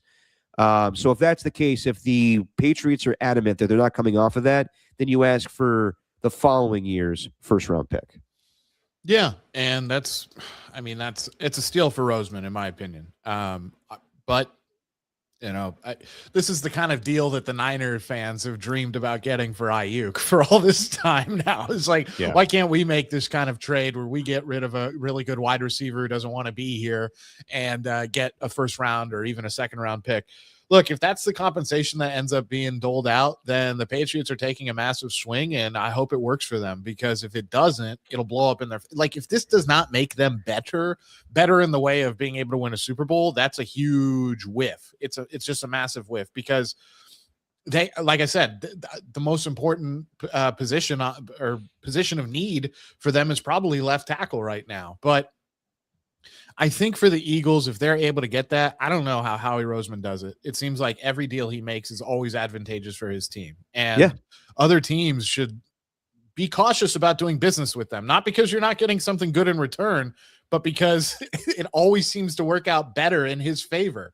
So, I mean, it's what's going to happen. And, when it does happen, so you bring up Jalen Waddle. I think that's fascinating. So I actually think the trade for Jalen Waddle was overvalued. I mean, there was too much trade compensation going back. And part of the reason I think is because the Denver Broncos looked at him and went, damn, this guy was putting up numbers with literally nobody on his team and with a quarterback who's injured 24/7. So I think that's part of the reason the value got inflated for Waddle. I do think AJ Brown's a better player, even though he is older, but I don't, that's a lot, man. Picks are important, but a known commodity can be more important as well. And if you think that this wide receiver is the last little, finishing piece that you need, the little piece de resistance that you need to be able to go in there and, finally win a Super Bowl or whatever the case is, or at least get back to an AFC championship, then yeah, you make the move. But that's a lot of compensation. I do like the idea of deferring it for the next year, though. I think that could be something that's very realistic that I didn't think about.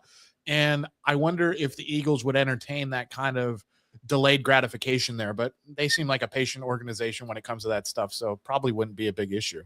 I think a lot of people have said that Howie Roseman's all about winning the trade. So it looks good on paper to get a future first-round pick. Sure. And if Schefter's hearing that, if Lock and Four is hearing that, then I wouldn't be the least bit surprised if that's what's on the table. It might just be a 2028 first-round pick, and that's all you need to move A.J. Brown. And I think they want to move past this. I think they're tired of it. I think that they're tired of this player, this great player, but he's always moody even after wins. So I think they're ready to move on. It's clear they're ready to move on with the wide receivers that they acquired. Now, and also Albert Breer has said that he anticipates this move to be made this week. It may be like the Julio Jones trade a couple of years ago where he went from Atlanta to Tennessee, where it may not happen day one, but it's going to happen pretty soon here. I don't think it's going to get dragged out until July. That would piss me off because I just want this to be done already, but I think it happens this week. I think it's pretty much agreed to. It's just some little things they have to work out. As far as the other wide receiver that's still on the Patriots, Kayshon Boutte. So pretty good player. He's had his moments. Undrafted player from LSU. He had a sick one-handed catch against Derek Stingley in the playoff game with the Texans and Patriots. Reminded me of Randy Moss going one-handed over Darrelle Revis years ago. It sounds like his days are done with the Patriots too. He is kind of redundant in that offense if A.J. Brown is acquired. So some people are saying that he could just be dealt for a 7th-round pick. And if that's the case, I don't think he's going to Philadelphia as part of the trade. I think the Raiders should be all over this. I think that the Raiders don't have a veteran wide receiver on their team right now. Yeah, they have Jalen Naylor, but he's not a number one to me. And there's other guys available. I don't think Stephon Diggs, even though it may make sense with him and Kirk Cousins reuniting and Clint Kubiak knows him from a brief time in Minnesota, I don't think Stephon Diggs wants to be part of a rebuild with the Raiders, even though he was part of that last year with the Patriots. It may be that he just has respect for Mike Vrabel, but I don't think he's going to have that patience with the Raiders. Deebo Samuel could join the Raiders, but I don't like him as a wide receiver one at this point.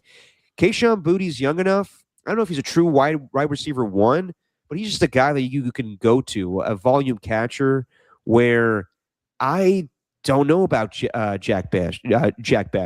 I don't know about Deontay Thornton. Trey Tucker is not a wide receiver one. He's a big play, explosive play receiver, but he's not your go-to guy. Really, the go-to guy on the offense right now as far as a receiver is Brock Bowers. Yeah. And the Raiders need more than that right now. So if Kayshon Boutte's available, I say the Raiders offer a 5th-round pick, and that would be a steal. Be interesting if they get him for. So Boutte, he played at LSU. I remember him in college. Yeah, he played at LSU, and he was drafted in the 6th round by the Pats. If they're able to get a 5th rounder for a guy who was drafted in the 6th round, that's really damn good value for them. But I actually think Jack Bash is going to be the number one wide receiver, not the first, not the number one reception target, because I think that will be Brock Bowers. But in terms of the wide receiving core, I think Jack Bash is set up to be the number one guy. I think he has a skill set to do it, and I think Clint Kubiak is going to be able to get him open over the middle. But you're right, they do need help. The Raiders need help in their wide receiving room because so many guys are unproven at this level. And Naylor is a nice addition, right? I mean, Trey Tucker, we kind of know what he can do. Thornton and Besh, as we talked about, unproven, have skills, sure, but weren't really able to show much of anything last year. Yeah, it wouldn't be a bad move to bring another receiver in. And on the Stephon Diggs thing, I agree. I don't know. Yes, he was part of a massive rebuild and an excellent season last year, but I don't know if he looks at this situation in Las Vegas and goes, yeah, it's worth reuniting for 1 year with Kirk Cousins. I think he wants to go to somewhere where he realizes he can have a legitimate shot at winning now. And that's not the case that the Raiders are in. So yeah, I mean, I don't hate that idea at all. It depends what you want to. I have a hard time giving up a 5th round pick though for a guy that you can find other guys like Booty in the draft every year. So Yeah, that's the thing. No diss on him. It's just I don't know if they're in that kind of position to give that away. I think the draft picks are paramount for a team like the Raiders who are trying to really rebuild. Yeah, I totally get that. I think that maybe a 6th round pick, like he's a guy that had, what was his stats a year ago? I'll pull him up in a second here, but nothing monumental. He's just a promising guy. He's got skills. Yeah, he has skills, but a guy that impressed a lot of people by being undrafted and making a 53-man roster. So good on him. But yeah, maybe a 5th's too high, maybe a 6th, maybe even a 7th. I think they're just looking to get him off the roster where he's looking to get paid. Not anything crazy. I think the Raiders could afford to give him a contract, but you don't need to give him a ton in return to get him. So that could be a possibility for the Las Vegas Raiders when we get some movement here once A.J. Brown is traded from the Philadelphia Eagles to the Patriots. He might end up with the Chiefs, Derek. Keyshawn Booty? Yeah. I mean, that could happen too. Because I think the Chiefs are always looking to add offensive weaponry and they see his skill set. I mean, that could be a really, Chiefs buy low and then get a great return out of him. You know what I'm kind of anticipating is the Chiefs didn't really address pass rusher in the draft. They did. They got, who's that guy from Oklahoma? Mason Thomas. Yeah. Mason Thomas. What's that? Mason Thomas. Mason Thomas. Sounds like an author. But we know that Andy Reid and John Harbaugh are close. I wouldn't be the least bit surprised before the season starts if Kayvon Thibodeau is an option for the Chiefs. Just because they need pass rush.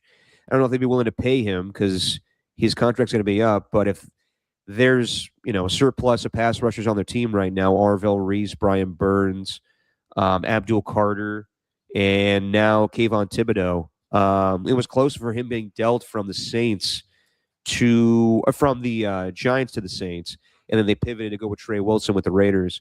I wouldn't be surprised if that's a move we see later on. But, yeah, the Chiefs will probably make some moves. A lot of teams will make some moves. We got a lot of time before training camp starts and the season starts. So June 1st is just one of the many dates this offseason where we'll see some movement with some friends in the NFL that just doesn't happen too often for my liking. I want to play some OTA sound that we didn't get to last time, Milan.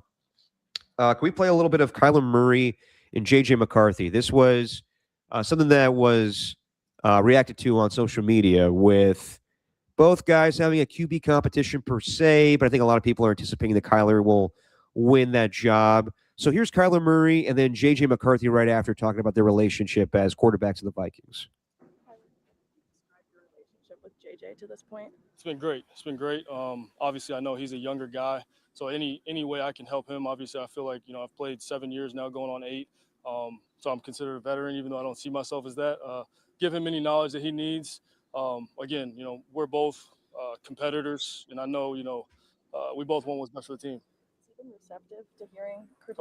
Of course. Yeah, he's overly acceptive, and he's always communicating, asking questions, stuff like that. So it's been good. JJ, what's your relationship been like with Kyler so far?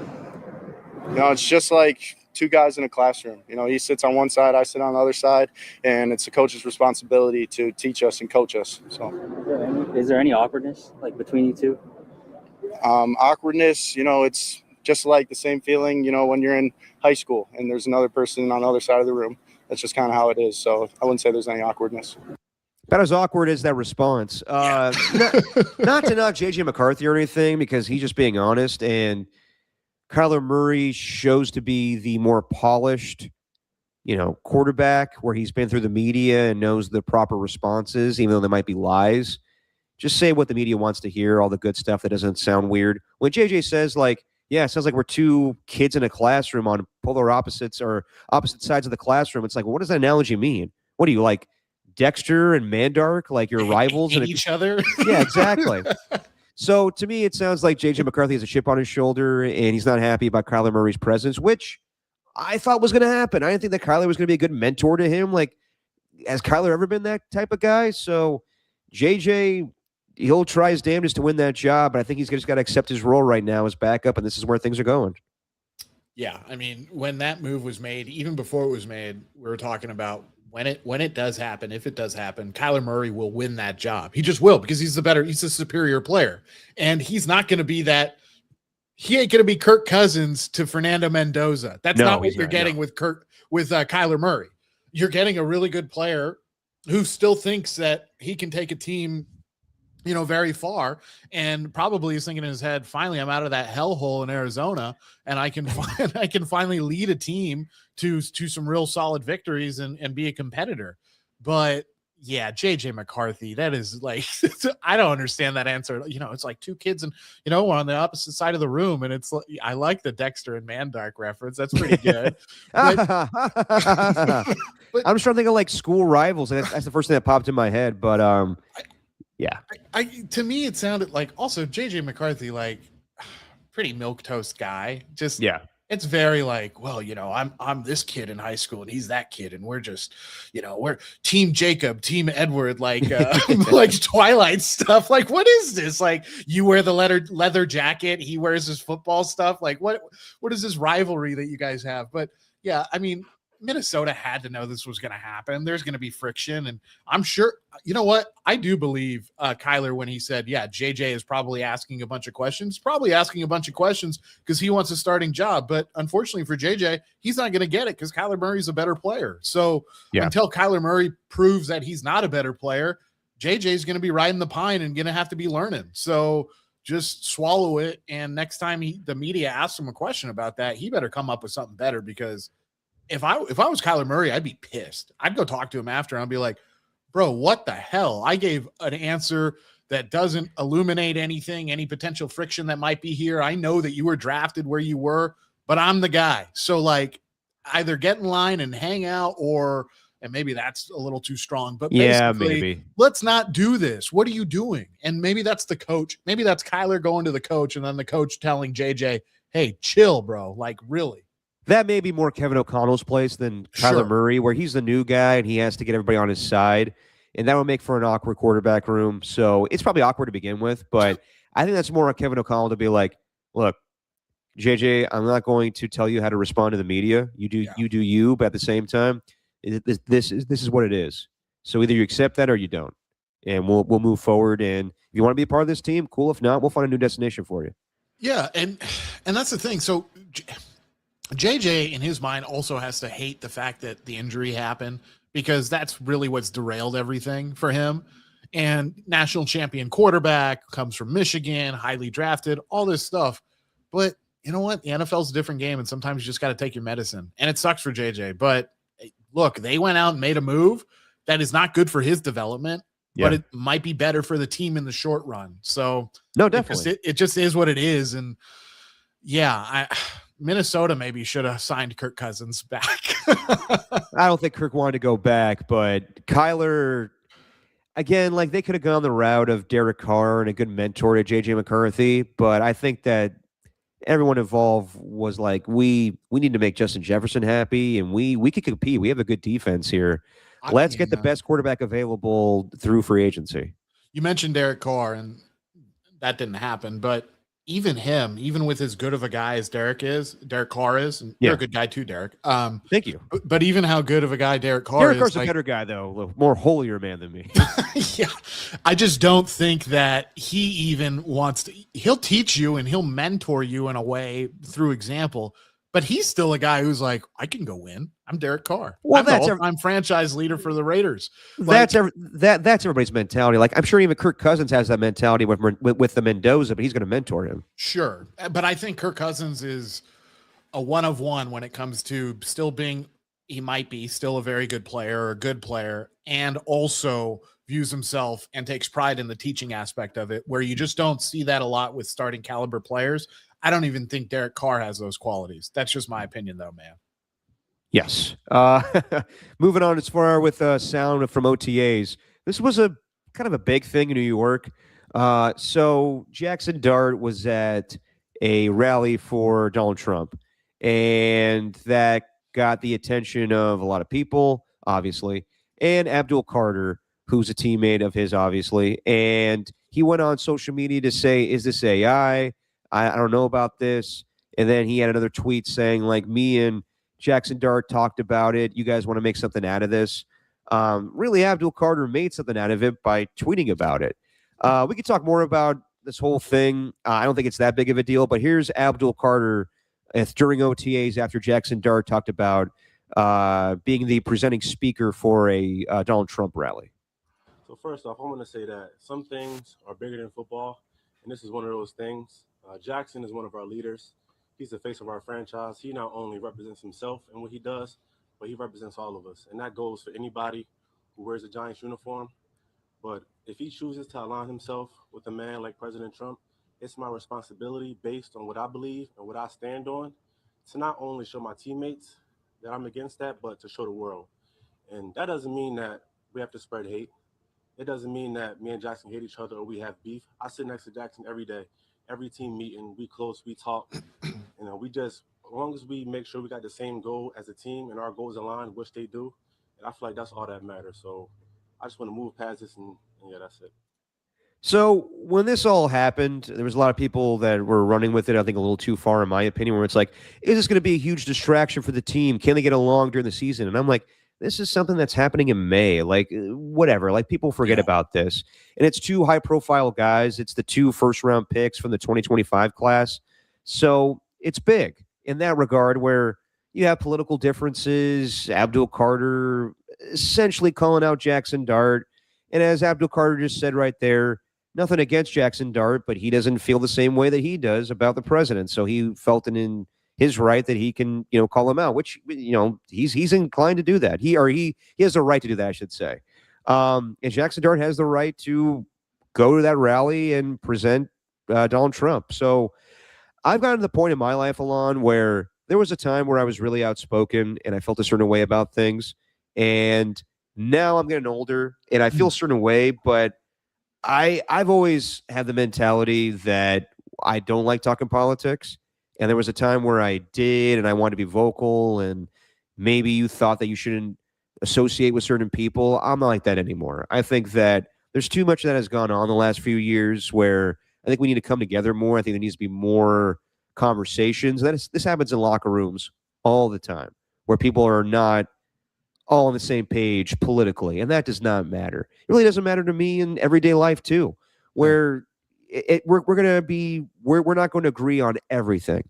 And I have some friends that don't feel that way, where if you are aligned with this person politically, then I'm not going to be your friend anymore, which I'm not like that. I have changed my thinking in that. I think that as you get older, you realize that people are different and it is what it is. There are a lot going on in this country, and it is what it is. But if we're ever going to function as a society, we need to be able to deal with people when they don't think the same as you. So that happens in football all the time, and I think this is a non-story, to be honest. I do too, and it's not the closest thing to this was maybe like during the Kaepernick stuff, and that was on a, sorry to cut you off. That was just on a different level where it was during games and people weren't standing for the national anthem.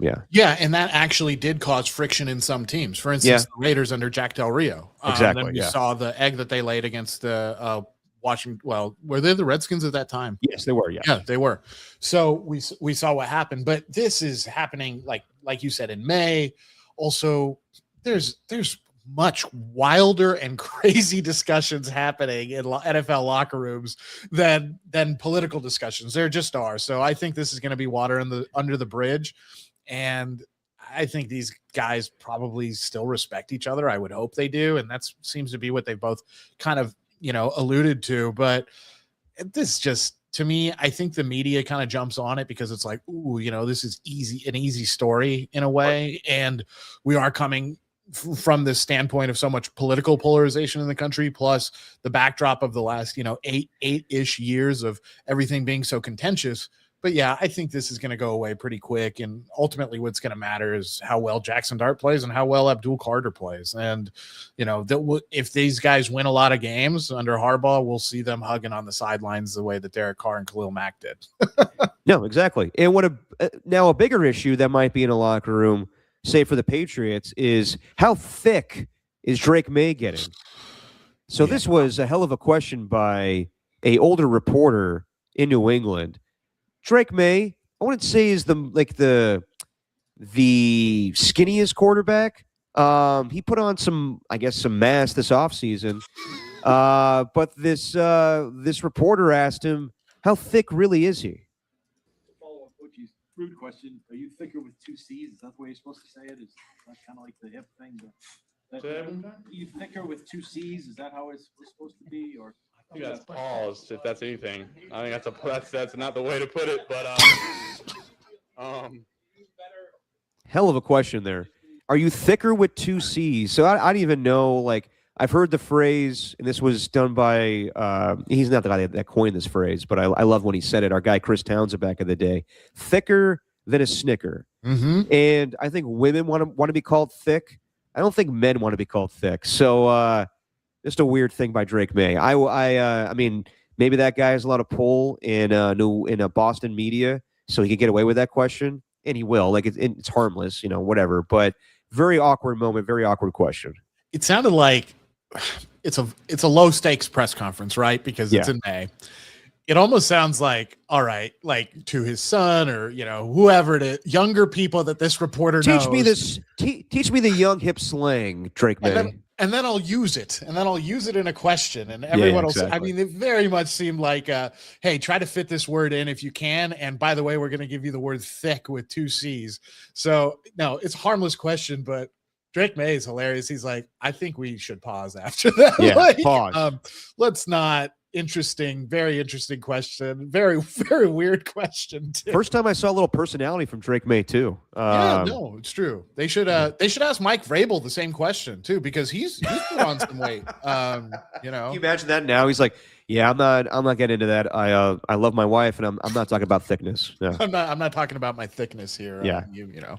I want to talk about the thickness of our offensive line and them punching out and protecting inside out. Yeah, no, really weird question though. I wish Belichick was still around and they could have asked him that. You would get crucified for asking Belichick a question like that. He might laugh though.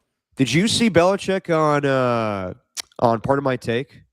Where they asked him. I didn't know he went on that. Oh yeah, he went on. He's been doing like a media tour where he wants to tell people that he was wronged, him and Jordan, a year ago with the CBS interview. But regardless of all that, they asked him about his hatred for coffee, and he was like, oh, I hate coffee. Can't stand it. Smell of coffee, the taste of coffee. Coffee sucks. I get energized off of football. I'm not about coffee. And they asked him, what do you hate more, the Jets or coffee? He goes, oh, easy, coffee. And then he was going to say the Jets. And then this is so Belichick and how arrogant he is these days and always. He goes, and don't forget, never gave up a point, never lost a game, 2-time head coach of the Jets. Just remember that. I was like, wow, this is what happened to Belichick. It's amazing. I love that. Good for him. Also, why does he hate coffee? I would figure that he's drinking the worst coffee. Because he doesn't care. He just wants the utility of the caffeine. So I always, in my mind, could see him drinking like the nastiest coffee. Yeah, that probably would track, but he despises coffee, and I don't hate it. I don't drink coffee. I never have. Not a thing that I'm into. I like to have a sense of superiority over everybody that drinks coffee, but yeah, no, I don't. I'm not a coffee guy, but I don't hate it as much as Belichick does. Yeah, I mean, people like to be like, "Oh, coffee's so amazing, the smell and the this and the that." There's like a few good coffees, and then there's a lot of really shitty coffee out there. So And most people are drinking shitty coffee. There's no way that with this small percentage of good coffee that everyone's only drinking the good coffee. So maybe that's what he means. Maybe he's only been around shitty coffee. Who knows? Probably. Speaking of shitty, this was said a lot. I brought this up last podcast, and I'm not doing it justice by not playing the clip. So here's Javon Kinlaw. He was asked about the additions to the defensive line in Washington, and Javon Kinlaw speaks about the additions the only way he can. This is a man I can respect right here. What do you think about the new pieces they added defensively, on the D-line, Owe, several guys? Yeah, we got some motherfuckers now. Excuse my language, but shit, Owe, he can go. Shit, Charles Omenihu can go. Shit, Caleb Vaughn can go. Shit, Tim Settle, he can go. Shit, who else am I missing? Then we got shit, D. Wise back. Shit, you already know he can go. Shit, we got DA coming back. He can go. Shit, Jerzon can go. I mean, shit, D. Payne can go. You know, it's gonna be exciting, bro. It's gonna be super exciting to play with these guys, for sure. A lot of talent, bro. I'm just excited, bro. I'm super excited. Kind of about like 10 shits there. Yeah, I think Barstool said itself where Javon Kinlaw uses shit like a comma. Yes. Yeah, that's exactly what it was. It's when most people say or pause in a way. Yeah, He's exactly. Saying, oh shit. And yeah, it's cool, man. That's so cool. Good for him. I love that. No, I do as well. Real quick before we do a little pop culture catch up and Jackass of the Week, some news for each big sport in America. The obviously Major League Baseball, the NBA, and NFL. Just your quick thoughts on these topics, Alon. We have a labor dispute coming up in Major League Baseball. People wondering about if there's going to be a 2027 season. You know, the league wants a salary cap. Players do not. And the latest proposal from from Major League Baseball to the players is a hard salary cap, and the floor being at 171.2. So that means that teams have to spend that amount of money, and the ceiling would be 245.3. So that's essentially telling the Dodgers you can't exceed that, and there is no luxury tax. You can't pay your way out of it. You can't spend more than that amount in an off season. Now, the interesting thing is 171.2, 12 teams didn't spend that amount of money last year. So that includes the A's, that includes, you name it, the Rays.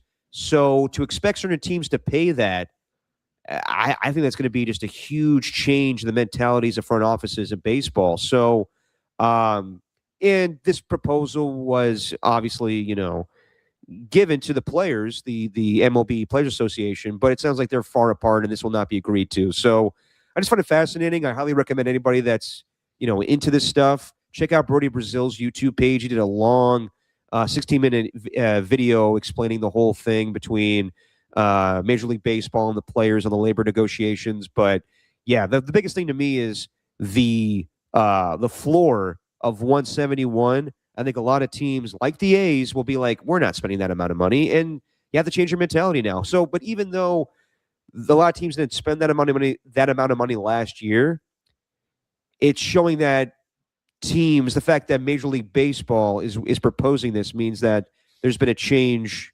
in mentality towards that. But I think it's going to take a lot for players to agree to a salary cap, because guys like Bryce Harper, guys like Shohei Ohtani, and the deferred money later on, they're making bank without a salary cap in place. Yeah, I think the players should completely reject this every day of the week. I think the league, in a sense, wants teams to spend more money, right? As you mentioned, there were 12 that spent below that threshold because they believe it'll make the league more competitive, which it would. It probably would. But then also putting the cap at around 350, that's other owners saying, well, I don't like the fact that the Dodgers and teams like them are spending astronomical amounts of cash. Look, 250. Sorry. I think one of the beauties of baseball is that it's an uncapped sport, because then you get these great you get the team that doesn't spend a whole ton of money. And yeah, I'm not saying that every team should operate that way, but it's kind of interesting. It makes the sport more interesting. I think if we homogenize it and make it in a way where every team is kind of spending around the same amount like we have in the NFL, I don't want to see that. And also, if you're a player, you got to be like, hell no. Look, I'm betting on myself. I want to make all this money. I don't want there to be a cap put in place. The Major League Baseball does not need a cap. It just doesn't. The only real solid argument for them having a cap is because, there's fans who get mad about, oh, well, why should one team be able to buy everything? Well, your owner's rich too. They can do the same thing. So exactly. Now, I think this. I don't mind the floor. But the ceiling is a bad idea. I think the ceiling is not good for the players and not conducive to, it's cool to see super teams, especially in baseball, a lineup of 1 through 9 where it's like, holy crap, this is incredible. Right. Even if it's happening with your rival, if you're a Giants fan, it's happening with the Dodgers. But the floor is not a bad idea. A minimum threshold spend is not a bad idea either, because that will alleviate some of the revenue sharing and some of the, I would say, laggards who intentionally choose not to spend. And I think that is a bigger concern than actually capping the teams that do spend. I would say they have good ownership groups, the teams that do spend. I think the ones that are constantly, way down bottom of the barrel, that's really the problem. We could talk more about this as we get closer to these negotiations and whether or not we're playing baseball in 2027. But my thing is, I know that even an MLB spokesperson came out and said we need to stop the Dodgers from spending this amount of money. But the truth is, you're upset about the unfair competitive balance here because you're not willing to spend the money yourselves. Yeah. That's the problem. And I know that some teams aren't financially well off, like the Dodgers, the Yankees, or the Red Sox. I get that. Or the Mets with their rich owner. I get that. But the teams that can, like the Giants, they should spend this money. So I don't want to hear bitching about that. And I'm with you, Alon. I don't think the players should say we want a salary cap. Bryce Harper and all these guys, Mike Trout, all these big-time players got astronomical deals, and that should still be in place. So I think it's lame. I think it's lame of the owners to say, well, if we need to get a salary cap in place. No, you don't. Spend the money. It's because they want to keep more money. That's the only reason. Yes. That's probably the bottom line reason too. It's, we need a salary cap in place because eventually these contracts are going to get so big, it's going to cut into our margins. Yeah. I mean, come on. And real quick, the NBA finally went through with their 1-2-3 lottery rule, where the bottom 3 teams will get lessened chances for a first pick. So, or the first overall pick, I should say. So, I'm kind of surprised that the owners agree to this, because I think that a lot of them think taking actually works. So to now, essentially to relegate, and Adam Silver just has this fascination with soccer. To relegate these teams because they had the worst record in basketball. Yeah, okay, you get a lessened chance to get the first overall pick. I don't think it's going to stop teams. It just lessens their chances. So I don't know. I know there was a ton of tanking in basketball this past year, but I think it's a bigger problem with the league. I think it's a bigger problem with players not playing every night. And I know that they have rules in place with, with load management and all that shit, but it's because they're in bed with all these gambling sites now where they don't want this. But I really don't think it's going to change a whole hell of a lot, maybe a little bit, but I don't think just because you're lessening the chances of getting the first overall pick that's going to stop teams from doing this. It's also really going to suck for teams. Let's just say there's a year where tanking really doesn't happen across exactly. You're actually a really bad team who probably needs that higher chance of getting that pick. You're one of those 3 really horrible teams. I mean, what a gut punch for you that is. I mean, you're actually trying to win. You can't, and you're like, well, at least we got the draft. And it's like, well, crap, we finished in the bottom 3. And so, yes, anti-tanking in a way, but why doesn't the NBA? And this wouldn't fix tanking because then you'd have more. But why doesn't the NBA just go to a regular draft like the NFL has? I get why they don't, and there's be a lot of ties and things like that. And the tanking problem. But this lottery thing, this is not. I don't think this is the way to address the deficiencies in the lottery. I'm with you on that. I think that if that's the case, though, if we go to an NFL style thing, then more teams would tank. Sure. They probably would, because so maybe there needs to be, this is the other problem though. How can you financially penalize? How can you prove that a team is tanking? How can you, I can prove it by watching them and seeing their, roster decisions night in and night out and how they're playing and things like that. But how can you actually make a hard case with real evidence that they're tanking. That's really the issue. So if you can't do that, then this is maybe the best way. I don't like it because if we set up a scenario, Derek, where there are teams legitimately trying not to tank and they're that bad, it sucks for them. No, 100%. And Rockanera makes a good point here. Do NHL teams actually tank? The lottery works for them, right? Yeah, I'm not so sure about that. I don't know. Alon, you may know better than me. Do NHL teams tank? Not really. I mean, a great example, the Sharks were horrible. They were so bad. They didn't need to tank. They didn't need to tank. They just to get rebuilt. Macklin. They were just that awful. Yeah, exactly. So it may change a few things with the like less teams will probably tank now, but it does hurt the teams that actually have shitty seasons that are trying to rebuild. So I don't know. There's not a good solution to this where most GMs will probably tell you behind closed doors, we do want to tank. Okay, lastly here, a little pop culture catch up and Jackass of the Week. Let's start with Jackass of the Week. Alon, you got one this week? I've been thinking about it, man. I can't. The one thing I kept going back to was that analytics answer, but I mean, that was, I don't know. No, you know what? Jackass of the Week for that. I think so.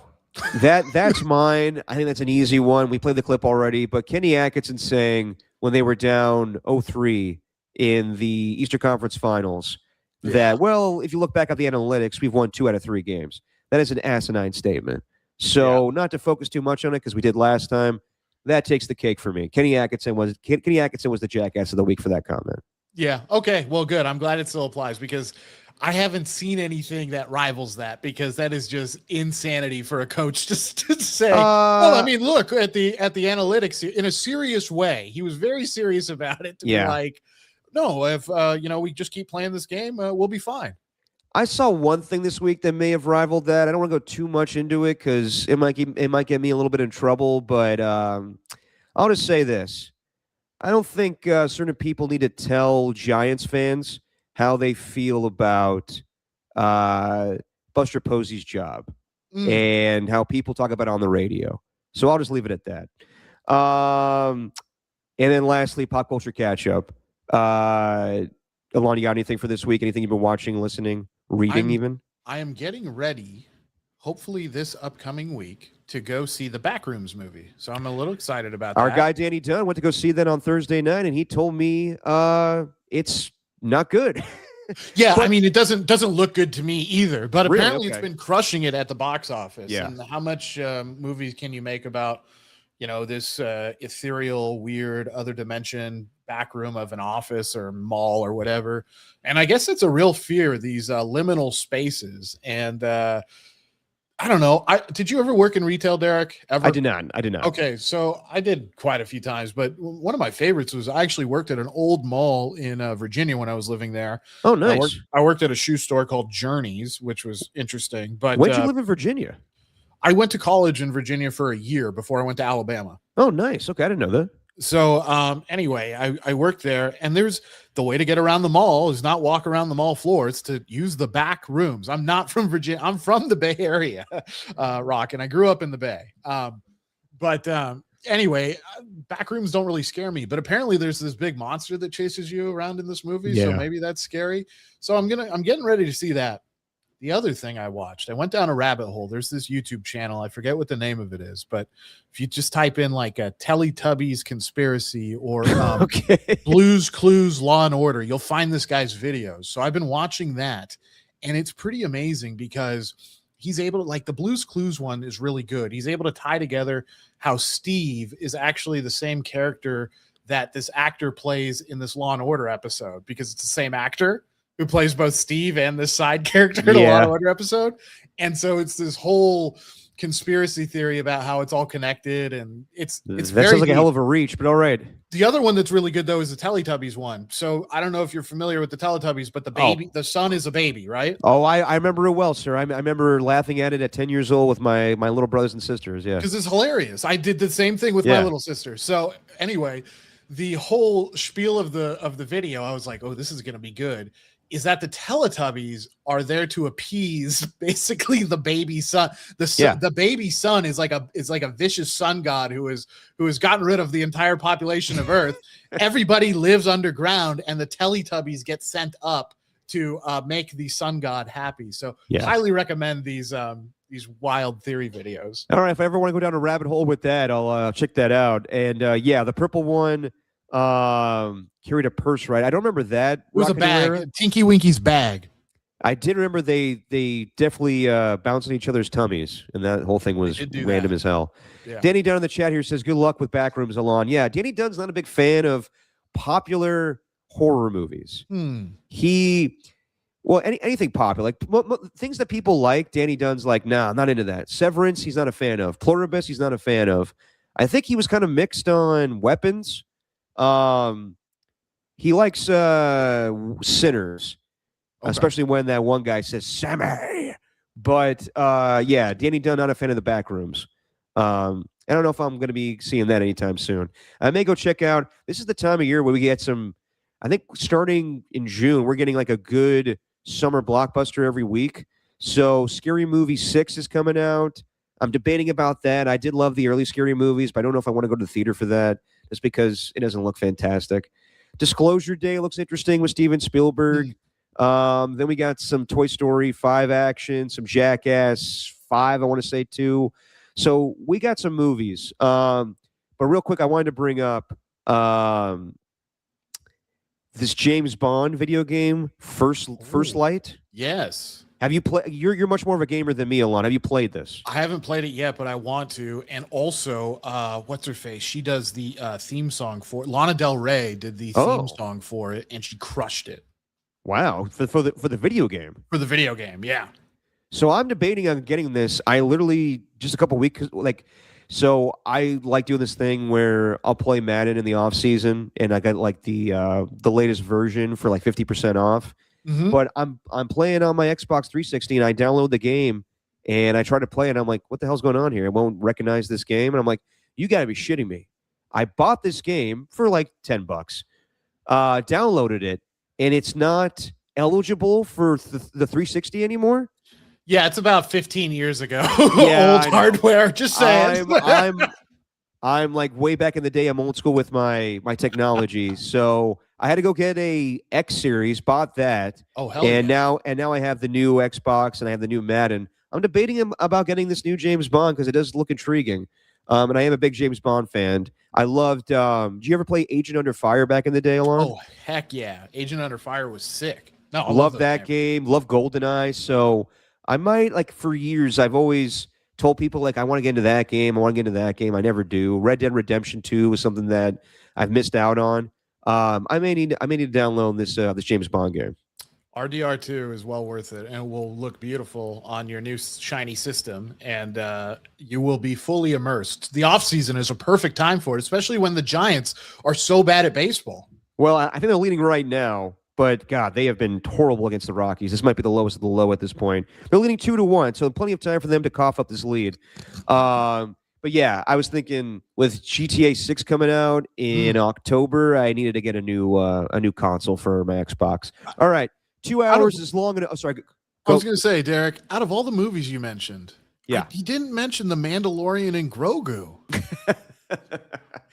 Yeah, Mandalorian Grogu came out. I have no interest in that whatsoever. I know it's a big selling point with baseball teams lately, but yeah, no, I'm not a Mandalorian Grogu guy. Did you see it? No, I'm not going to see that. It looked awful. I didn't know if it was a comedy or what the hell the point of it was. I've never watched an episode of that show. Yeah, I mean, I've seen one episode, but I'm not a big Star Wars guy. Where I've seen the originals and I saw the newest one, some of them, but not enough for me to go to the theater to go see that one. So not really intriguing to me. But we'll do some movie reviews, as this might be actually a pretty good summer for movies. The Odyssey coming out, Christopher Nolan's epic. So looking forward to that. All right, everybody, 2 hours is long enough for a podcast, especially one with no technical difficulties. I think we finally figured this thing out. I got the good Wi-Fi. I got the good browser.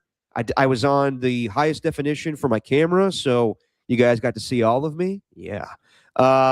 So I think we're good going forward. Knock on wood, hopefully. All right, to everybody in the chat, thanks for stopping by. To Ernie One, to Rock a New Era, to Danny Golding TV, to Daniel Shabazz 5017. Thank you for joining in the chat. To Pat H, to my man Dan Dunn. We'll see you guys on Thursday because the NBA finals start Wednesday this week. So we'll see you guys on Thursday. Alon, say what you always say, my friend. Ernie, you enjoyed Mandalorian and Grogu. Very interesting, but that's just your opinion, man.